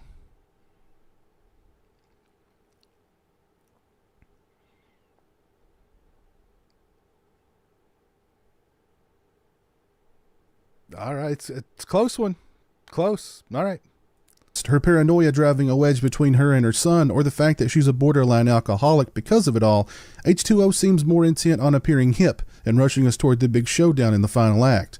It was great seeing Jamie Lee Curtis return to the series, and her coming face-to-face with Michael Myers again for the first time in nearly 2 decades definitely got the fanboy inside excited. The rest of the cast is strong, including a young Josh Hartnett and Michelle Williams. Steve Miner provides a steady hand behind the camera, and Chris Durand is a serviceable Myers. It just feels like something is missing. On top of that, the movie hasn't aged well, limiting its rewatchability. Even Curtis herself has voiced her dislike for the film as of late, claiming she only did it for the paycheck. The showdown between Laurie and Michael at the end is fun to watch, and the finale would have served as an adequate capper to the series, with Laurie standing strong, finally freed from the demons, or in this case demon, of her past. Of course, that wasn't the case, and we ended up getting... H2O isn't a bad movie. It just feels uninspired, pedestrian, and very, very 90s. Halloween 5, number 8. Directly following the events of Halloween 4, Michael finds refuge in the shack of a mountain man. Wait, are there mountains in Illinois? Who very kindly opens his home to Myers while he hibernates for a full year into the following Halloween. Once awake, Myers thanks the mountain man for his extremely generous hospitality by quickly slaughtering him, and then Myers sets his sights again on his now mute niece, who's been admitted to a children's hospital. Wanting to capitalize on the success of Halloween 4, executive producer Mustafa Akkad rushed Halloween 5 into production, with the intent of releasing it in theaters less than 1 year after Halloween 4's premiere. The result is a film that feels not even halfway realized, and quite frankly, incomplete. According to reports from the set, the script was a work in progress, and director Dominique Othin-Girard was in way over his head. Othin-Girard brings a European aesthetic to the film, which was an interesting touch, but unfortunately little else. Girard's decision to kill off fan-favorite character Rachel in the first 15 minutes served as a harbinger of what's to come. From there, we get an uneven, disjointed mess of a movie with questionable shifts in tone, character choices, and even locations. Somehow the Myers house, formerly a very plain two-story affair, has now morphed into a labyrinthian Victorian mansion. Instead of continuing Rachel's character arc from the previous film as Jamie's loving protector, the movie shifts that responsibility to Tina, easily one of the most annoying characters in horror movie history. The inclusion of the Man in Black was an element added during filming. Girard has admitted that he had no idea who the Man in Black was or what specific purpose he was intended to serve. He simply needed filler and left it to the poor soul tasked with writing the next film to figure it out. It also seems like most of the first half of the movie is shot during the day, with Myers lingering about in the background. For being Haddonfield's most infamous resident, Michael Myers can somehow stomp around town, all 6+ feet of him, broad-shouldered, in a bright white mask, in broad daylight, and no one seems to notice. And That's something that's another weird thing about Halloween 5. Like, so much, like, literally, Michael's just walking around in the daylight, broad daylight, and yeah, the most infamous citizen of Haddonfield, and just nobody notices. You know, he's barely concealed behind like 2 little branches in the background, and nobody sees him. You know, so. And then, oh God, the cops! Lord have mercy. With the circus music that plays whenever the 2 cops are on screen, they can't even get the mask right, for God's sake. What is this thing? On the bright side, I do dig Donna Pleasance's performance as Dr. Loomis in Halloween 5. At this point in the series, Loomis is a beyond broken man, both physically and mentally. The sequence in which Loomis takes a 2x4 to Myers while raving, "Die, Michael, die!" is gold. Good stuff. Halloween 5 was released less than 1 year after Halloween 4. It tanked. In most regions outside the US, it went straight to video. The biggest and maybe meanest trick Halloween 5 played on viewers was the promise made on the back of the VHS box about finally unmasking Michael. He's unmasked, all right, but all we see is stuntman Don Shank's face in the shadows, sans makeup, dark hair pulled back. Michael had somehow, in less than 1 year's time, transitioned from white bread burn victim to handsome Native American. What strange sorcery did that mountain man possess? See, that's something that's weird about Halloween 5 too, because like, did they just think that like it was dark enough to cover his face, like nobody would see it? Because like they didn't try to do anything. Because like, I mean, this follows the Halloween 2, right? Like he should be horribly burned under there, right? So I think they just they just put some shadow on his face, and they were like, it's fine. Just a little shadow. Nobody's ever gonna like really pay attention to this or pause it. It's never going to be in like a really, really great high definition kind of thing. So nobody will ever notice. It's just, you know, whatever. That's crazy. Screenwriter Daniel Farrens was assigned Halloween an 6 at arduous number task 7? with writing the script for the 6th Halloween film. How do you tie up all the loose ends Halloween 5 left hanging? The answer? A druid cult, of course. Halloween 6 finds Michael Myers 6 years after the events of the previous film, residing in the bowels of Smith's Grove Sanitarium, where his niece Jamie and her newborn baby are being held captive by the cult. Fearing for the life of her baby, Jamie escapes with Myers in hot pursuit. Eventually, Michael finds his way back to Haddonfield in search of his great niece, who's now protected by an all-grown-up Tommy Doyle and the now retired Dr. Loomis. Man, that's a lot of plot, and we've really only scratched the surface. The film attempts to explain Michael's immortality and his desire to kill his family as a curse bestowed upon him by the cult, in which he must sacrifice his entire family to a constellation. By the way, what's everybody... The Thorn trilogy. It's really not even a trilogy, because they don't even talk about Thorn in Halloween 4, but it's been lumped into the Thorn trilogy. I love the Thorn trilogy.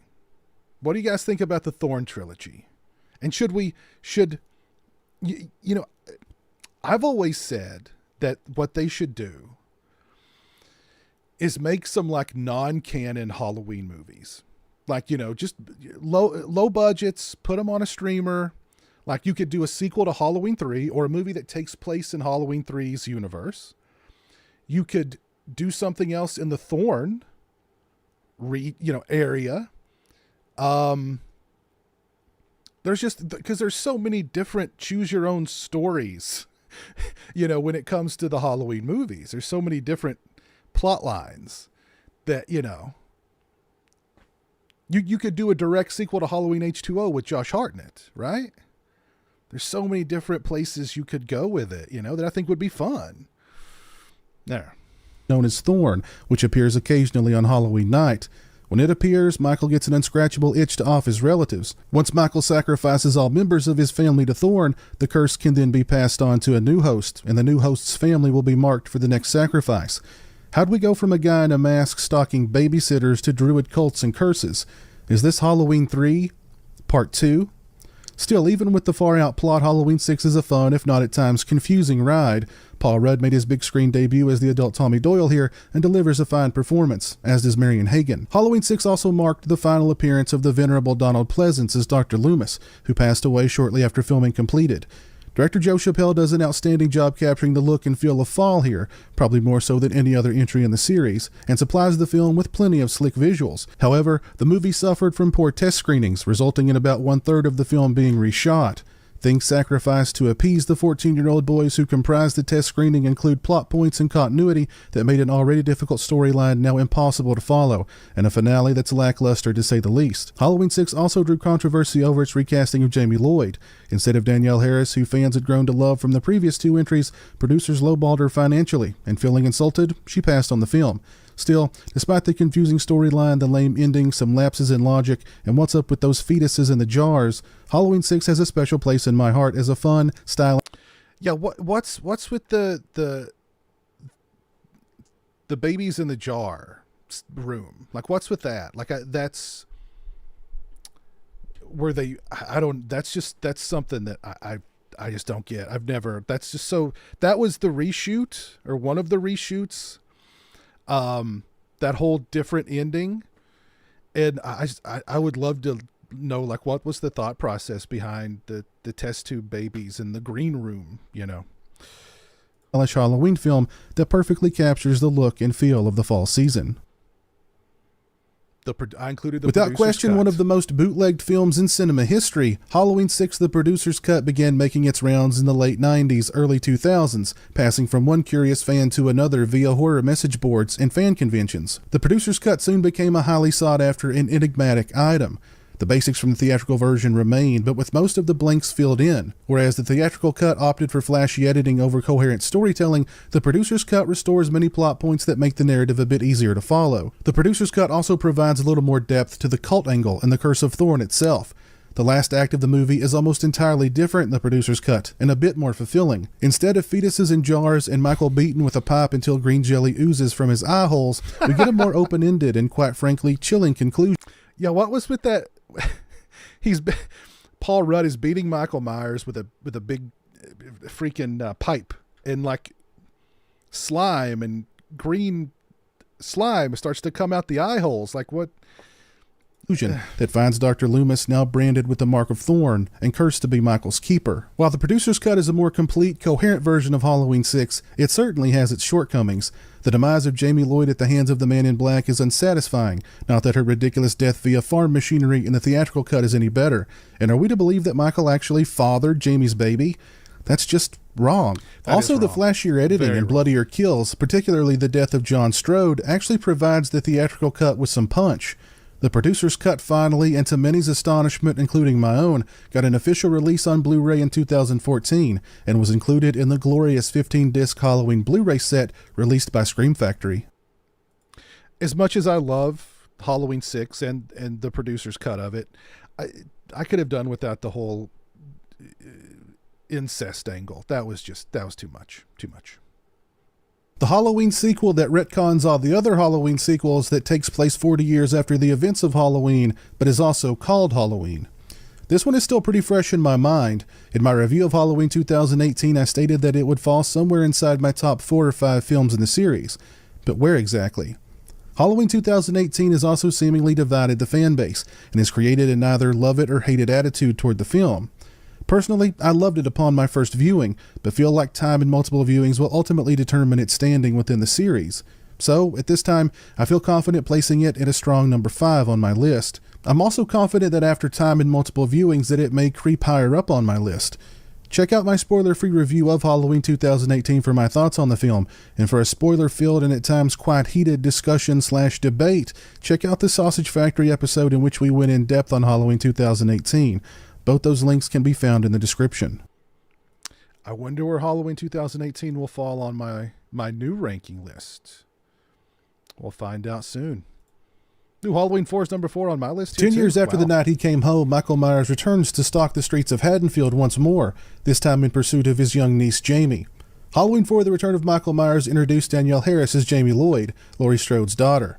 The film explains Laurie's absence by way of a fatal car accident, and by fatal car accident I mean that Jamie Lee Curtis was a much bigger star than they could afford at the time. When we meet young Jamie, she's been adopted by the Carruthers family. She is tormented by day via her classmates who know of her uncle's status as the local boogeyman, and tormented at night by horrible dreams of him. The film opens with Myers, who's been comatose for a decade, escaping during a transfer from one hospital to another. Apparently he had no idea that Laurie was survived by a daughter, and was seemingly content with spending the rest of his days bandaged like a mummy in a hospital bed. But thanks to the loose lips of the medical staff, Myers discovers that he's got a niece, and he's not too thrilled about it. After making short work of the medical staff, he's headed home to Haddonfield for a little meet and stab with Jamie. Now it's up to Jamie's adopted sister Rachel and a withered Dr. Loomis, played again by the iconic Donald Pleasance, to protect her. Halloween 4 brought the series back to its roots. It's a simple, straightforward slasher flick that, similar to the original Halloween, relies heavily on atmosphere and suspense. The screenplay by Alan B. McElroy is strong, and director Dwight H. Little supplies plenty of suspense. The opening credit sequence featuring Alan Howler's haunting score over a montage of footage featuring desolate Midwestern farmland creates the perfect atmosphere, and Little bathes nearly every frame in a chilly blue hue. Little also does a fine job of establishing Myers as an omnipresent force of nature, lurking in every shadow.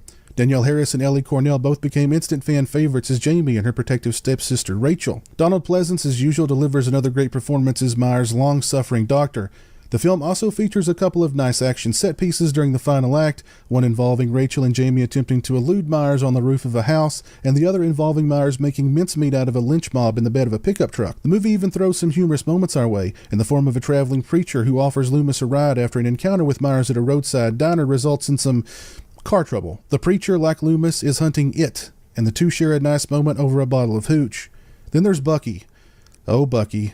Never forget. Yes. Halloween 4 was a surprise hit in the fall of 1988. Never forget Bucky. At a time when its counterparts Friday the 13th and Nightmare on Elm Street were running out of steam, Halloween 4 topped the box office for 2 consecutive weekends, and again brought Halloween back to the forefront of the horror genre. H2O at number 3. I'll give producers John Carpenter and Deborah Hill credit. The idea of a yearly Halloween-themed horror film released near Halloween with a Halloween title, but not a direct sequel to Halloween, but takes place in the same universe as Halloween, is a pretty solid idea.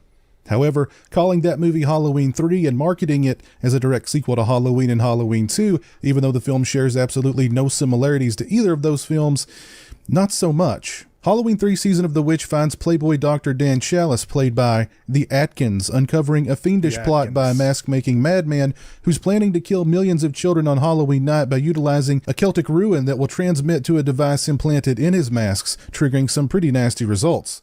So yeah, not quite the stalk and slash affair audiences were expecting with the third entry in the Halloween series. Needless to say, critics and audiences were not too happy. The film...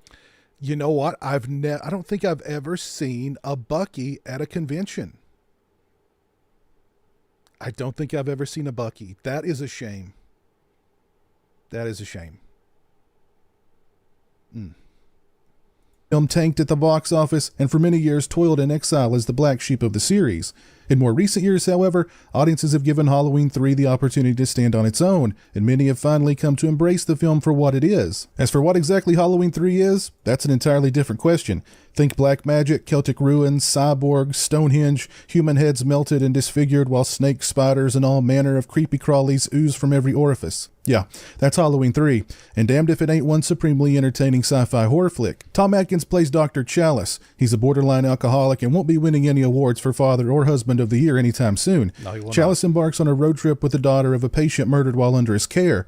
Soon they meet Connell Cochran, the man behind the Silver Shamrock Novelty Company, whose masks are all the rave this Halloween. Chalice and Ellie, played by Stacey Nelkin, uncover Cochran's fiendish plot and are tasked with stopping him in order to save untold scores of children as the clock ticks down to Halloween night. Tom Atkins was the perfect anti-leading man for this very anti-hero role. The casting of Dan O'Hurley as the Celtic warlock Connell Cochran was another inspired choice. O'Hurley imbues Cochran with a kind of playful sort of evil that is perversely captivating. The film features some very nice and truly unsettling special effects that should make anyone's skin crawl. The score by Alan Howarth and John Carpenter is chilling, including a jingle that is absolutely impossible to get out of your head. While the studio wanted a happier ending, writer-director Tommy Lee Wallace stuck to his guns, delivering an ending truer to the character of Chalice and a clear homage to Invasion of the Body Snatchers. Being dubbed a Halloween film was ultimately both a blessing and a curse for Halloween 3 Season of the Witch. If it had been simply titled Season of the Witch, the film may have fared better with audiences and critics at the time, but would we be talking about it today? Being branded the third Halloween film while having no connection to the previous two made it something of an odd curiosity that even the most ardent detractors felt compelled to revisit and eventually celebrate. It's not a Halloween film, but it is a Halloween film, if that makes sense, and a damn fine one at that. So Halloween 2, of course, is number 2, and Halloween is going to be number 1, of course. So that was my list. That was my ranking from 2000. When was this posted? 2018. October 31st, 2018. So what'd y'all think? What'd y'all think of the ranking? Do you agree? Do you disagree? What do you think? Because we're about to update that ranking. So just a reminder, hold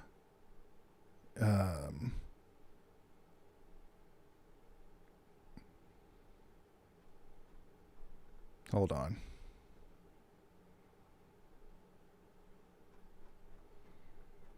All right, here's the tier list. Okay. All right, so new tier list for the and this one will include Halloween Ends and Halloween Kills. If you've not dropped a like on the stream, please do so. I'd appreciate that. 112 likes. Thank you all very much. I appreciate it. So let's see. 10 out of 10. Okay. Where would I put? We're going to find out here very soon. Totally agree with numbers 1, 2, and 3.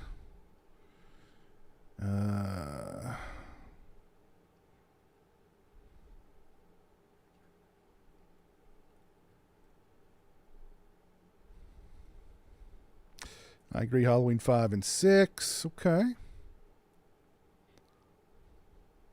Halloween 2 is in my top 10 all-time horror list. Wow, okay.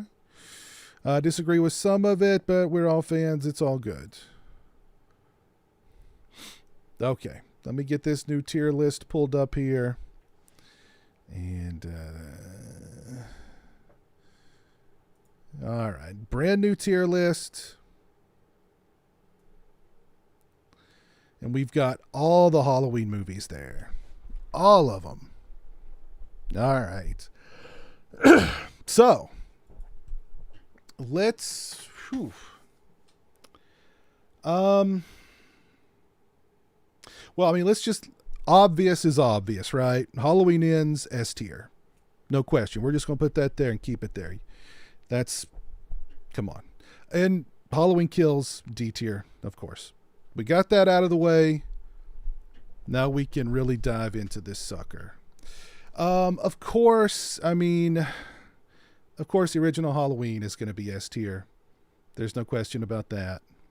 I'm also putting Halloween 2 in the S tier. No question about that either.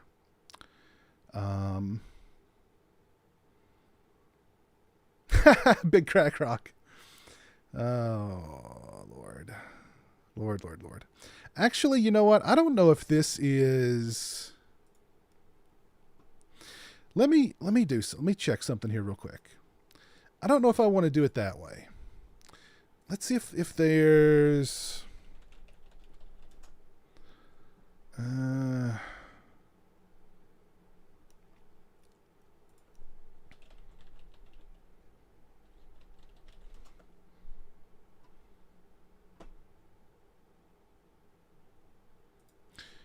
Is there one that's not S tier, A tier, blah, blah, blah, but like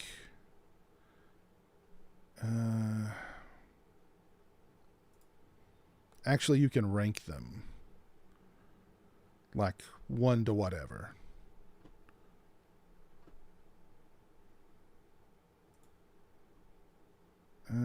Crap.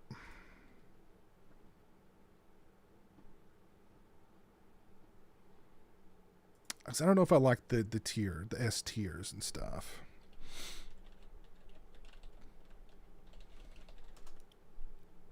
Let's see. No, this looks like all S tier, B tier, D tier, blah, blah, blah.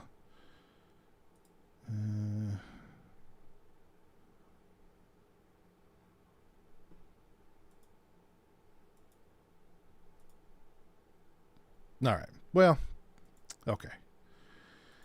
We'll just do it this way. And we'll just do it this way. Why not? Why not? I mean, I think obvious is obvious, right? Right? Obvious is obvious.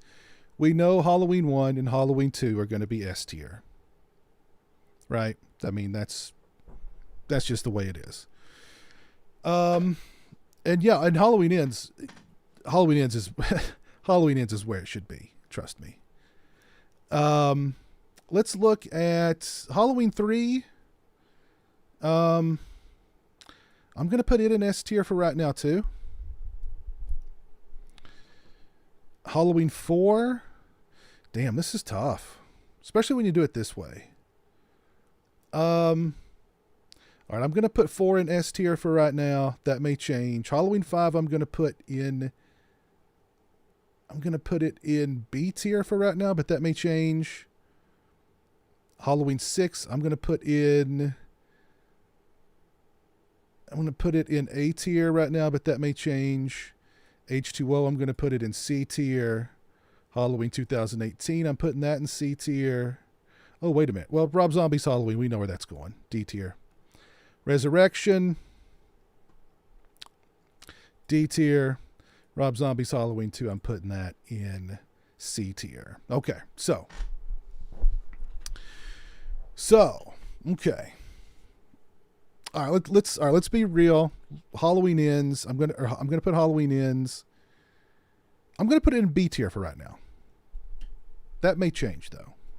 So let me think on this for a minute or two. What are y'all thinking so far? Halloween 2018 should be an A. I don't know about that.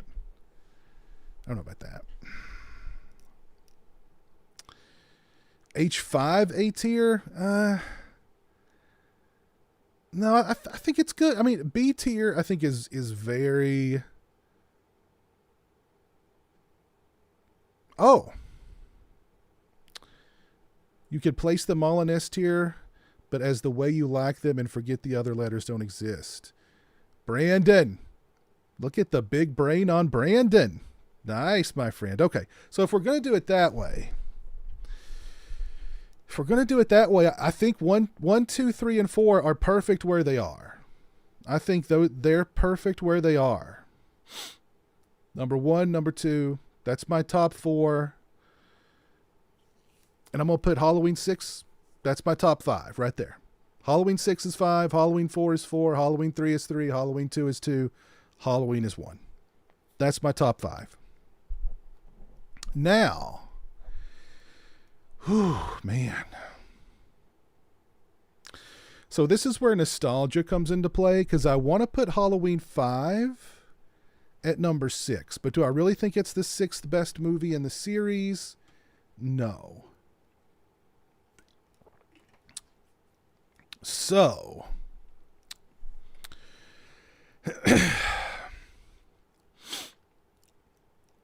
it's a tough one. This is a tough one. Very tough one. I am going to say, you know what? I'm going to put Halloween Ends there for right now. Then I'm going to put Halloween 5, H2O, Halloween 2018, Rob Zombie's Halloween 2, Halloween Resurrection, Halloween Kills, and Rob Zombie's Halloween. So let me think on this for a little bit. I know a lot. There's some people out there fuming. I've not looked at the chat, but I can feel it. There's some fuming out there. Halloween 3's aging like fine wine. Yes. Yes, indeed.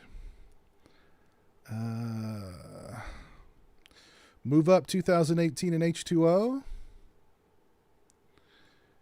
Oh, you mean replace them? Or all right, let me see. Let me catch up. Let me get down here at the bottom. Ends is so mid. Well, I mean it's mid. It's in the middle. It's in the middle of the pack.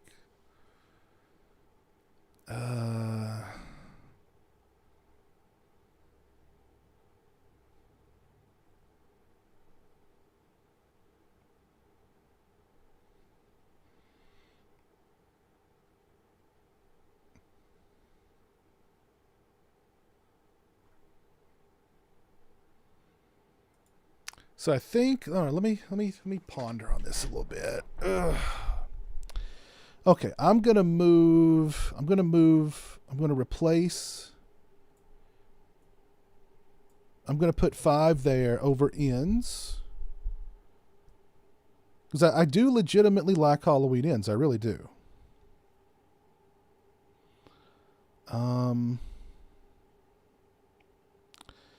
I don't know. I think I like that. I like that. So number 1, of course, the original Halloween. Number 2, Halloween 2. Number 3, Halloween 3. Number 4, Halloween 4. Number 5, Halloween 6. Number 6, Halloween 5. And then, everybody's favorite ends. H2O, Halloween 2018, Rob Zombie's Halloween 2, Resurrection, Kills, and the Rob Zombie remake.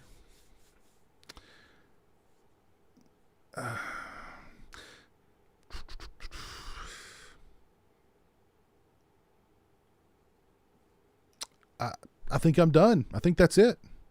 I think that's the ranking right there. That's the new ranking. I think that's it.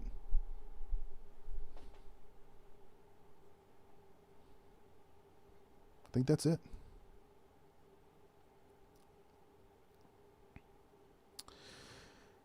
Review the vinyl Trick or Treat Studios leather face mask.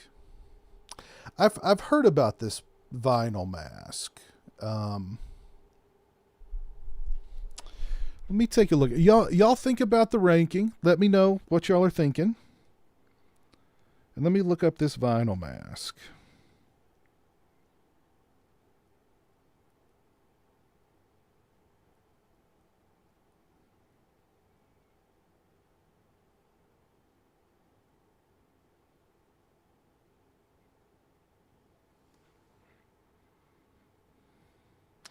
Is it just the one that's vinyl, or are there other vinyl ones? Oh yeah, there's the Killing Mask and the Pretty Lady. Those are both vinyl.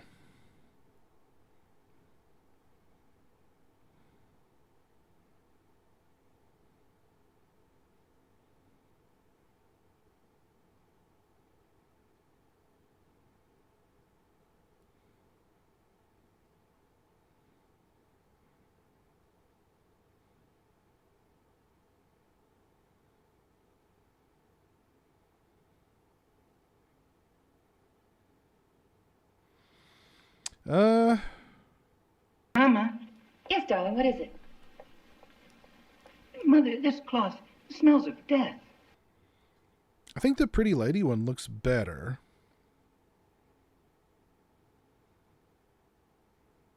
I don't know.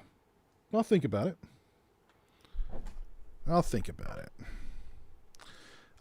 Tony Movie Chappie D9 Neil Blomkamp fan says get writer Eric Heiserer for Bloodstream. Thank you for the $1.99. Eric, what is he? His name sounds familiar. What has he done? Thank you, Neil.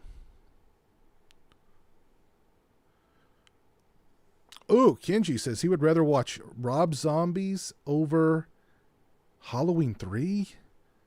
Yo. Okay. I mean, to each their own. To each their own. All right. So there you go. That's the new 2024 ranking. The bottom of the barrel, we've got Rob Zombie's Halloween, followed by Halloween Kills, Halloween Resurrection, Rob Zombie's Halloween 2, Halloween 2018, H2O, Halloween Ends, Halloween 5, Halloween 6, and then 4, 3, 2, and 1. There you go.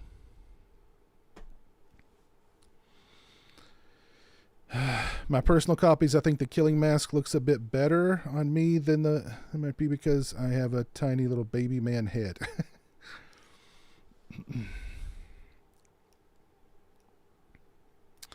All right, there we go. All right. Thoughts on the rumored TV show? I just, I don't know.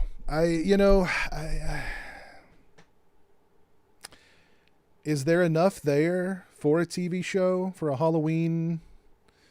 I mean, if they do it anthology style, they could that could be interesting. But I mean, I think people are just going to want to see Michael every week or whatever. So, I just don't know if there's enough there with the Michael story for a. It's the same thing with the Friday the 13th series. I just don't think there's enough there to justify a series, an episodic series.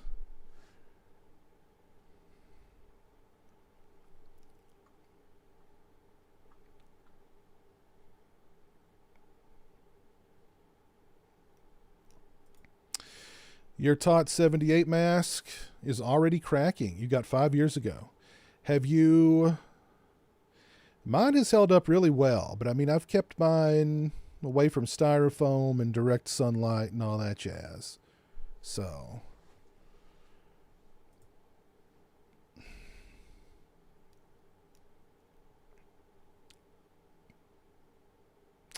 Favorite kill in the Halloween movies? Oh, man.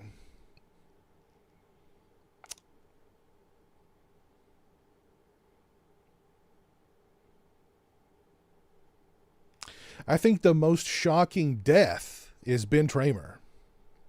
I think that's the most shocking death in the Halloween series. As far as the best Michael Myers kill, my goodness.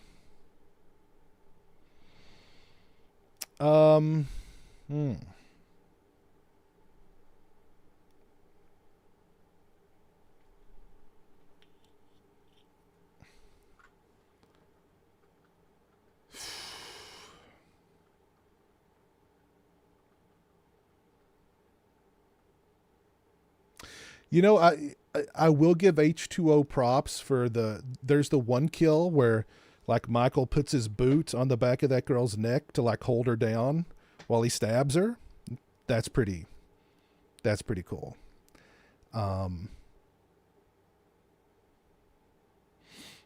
Let's see.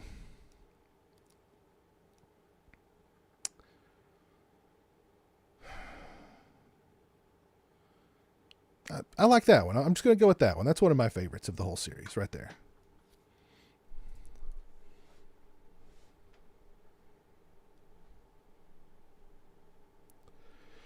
Yes, Jeremy and I are going to be doing a Halloween stream.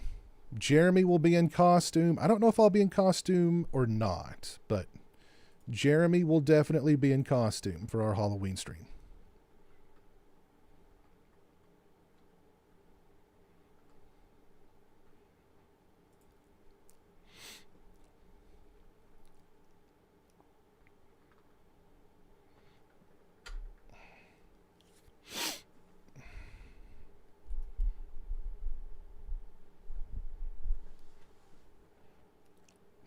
Yeah. I don't think Tyler Mane is not the problem with those movies. Not at all. Not at all.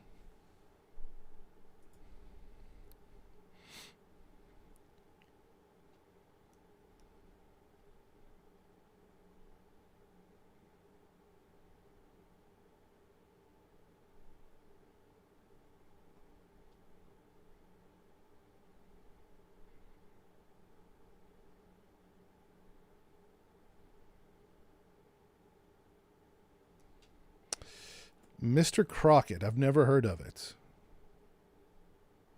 Never heard of it.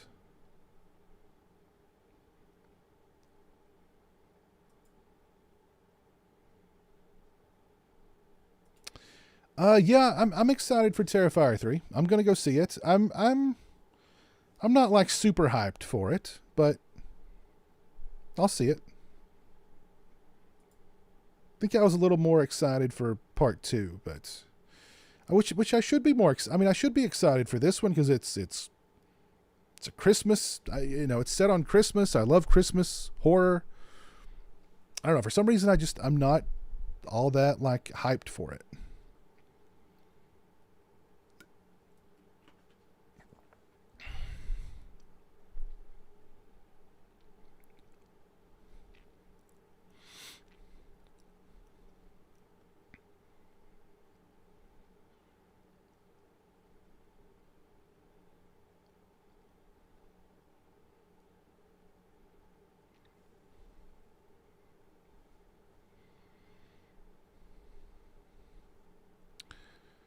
Don't sleep on Halloween 3. There's the death of there's some good kills in that one. That's for sure.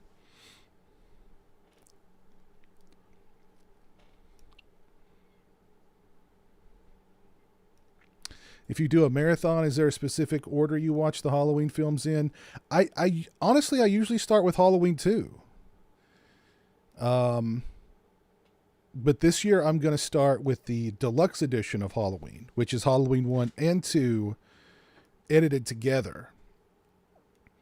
And I'm going to be doing a watch party for that very soon on my Twitch channel. So if you're not following me on Twitch, that link is in the description. That's going to be really fun. That's like 3+ hours of Halloween.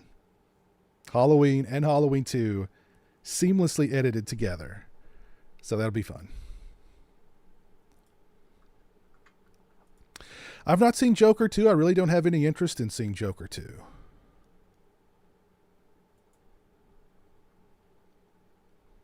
I heard you need a shower after Terrifier 3. I've heard it's messy.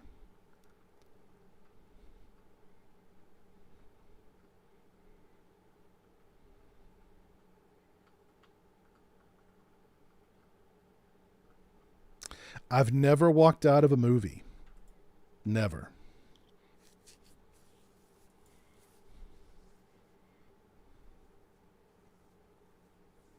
Then ruin it with an RZH1 and Kills double feature? God, no. God, no. God, no. No.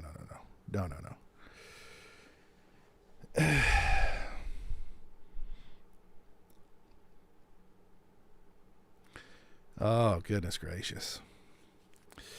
Thank you all for 120 likes on tonight's stream. I appreciate that a lot. If you've not dropped a like, please do so. I am thinking of calling it a night. I'm tired. My voice is going away rapidly. But we've covered a lot tonight. We checked out the Collider's ranking of the Halloween series from worst to best, and we survived it. It wasn't too bad. It wasn't too terrible. We took a look at my ranking from 2018, and then we updated my ranking of the films tonight. So, hope you all enjoyed. But let me do some shout outs here, and then we'll call it a night. Let's see here. Shout out to Sean Williams, 1986, Big Crack Rock.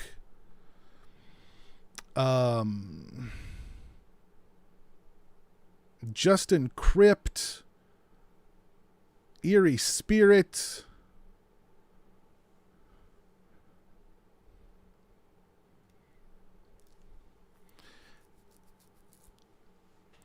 Rift Zero, Tig Nuts. Thank y'all for hanging out with me over on Twitch. Appreciate that. Over on YouTube, let me do some shout outs here. Shout out to Junker for becoming a channel member. Thank you very much, Junker. Shout out to Hymns Are Beautiful for the $4.99 and the $1.99 super chats. Much appreciated. And shout out to Tony Movie Chappie D9 Neil Blomkamp fan for the $1.99. Thank you very much. Appreciate that. Let's see who's still with me here tonight. Over on YouTube, we got Horror Orman. Resurrection rules. We got Not Morgan Freeman, The Real Feels Podcast, Dead Zone 2023, James Stewart, Swaggy, Joe Reese, Philip Workman, Richard C., Mrs. Erica Lauren Horn Mason, Derek Jana, Classic Trav, Tyler, Föxx Salema, The Shape, Edwin Encarnacion, Bonnie Halsey, Papa Ken Comics and more, Josiah, Barney Likes Beer, Zach P, Apocalypse Wow, Sean. Let's see who else did we have with us tonight. Brandon Clark. Whoa. Young and Kyle. Yeah, thank y'all for hanging out with me tonight. I appreciate it. Have a great rest of your... Yes, darling, what is it? Mother, this cloth smells of death. The Shape. Thank you for the $2 super chat. Very kind of you. Thank you much. Appreciate that. All right, folks. Have a great rest of your Sunday. We'll see you again real soon. I've got reviews of... I've got the new Hitcher limited edition 4K review. That's going to be out tomorrow. I got a new beverage video with Jeremy coming out very soon. I've got mask unboxings. I've got other mask videos. I've got a bunch of Halloween related short videos. We've got at least one more trip to Spirit Halloween in us this year. Oh man, what else? All kinds of cool stuff. So if you're not following me on social media, those links are in the description. And again, thank y'all for hanging out with me tonight. I appreciate it. Have a great rest of your Sunday. I'll see you again real soon. Take care. Peace.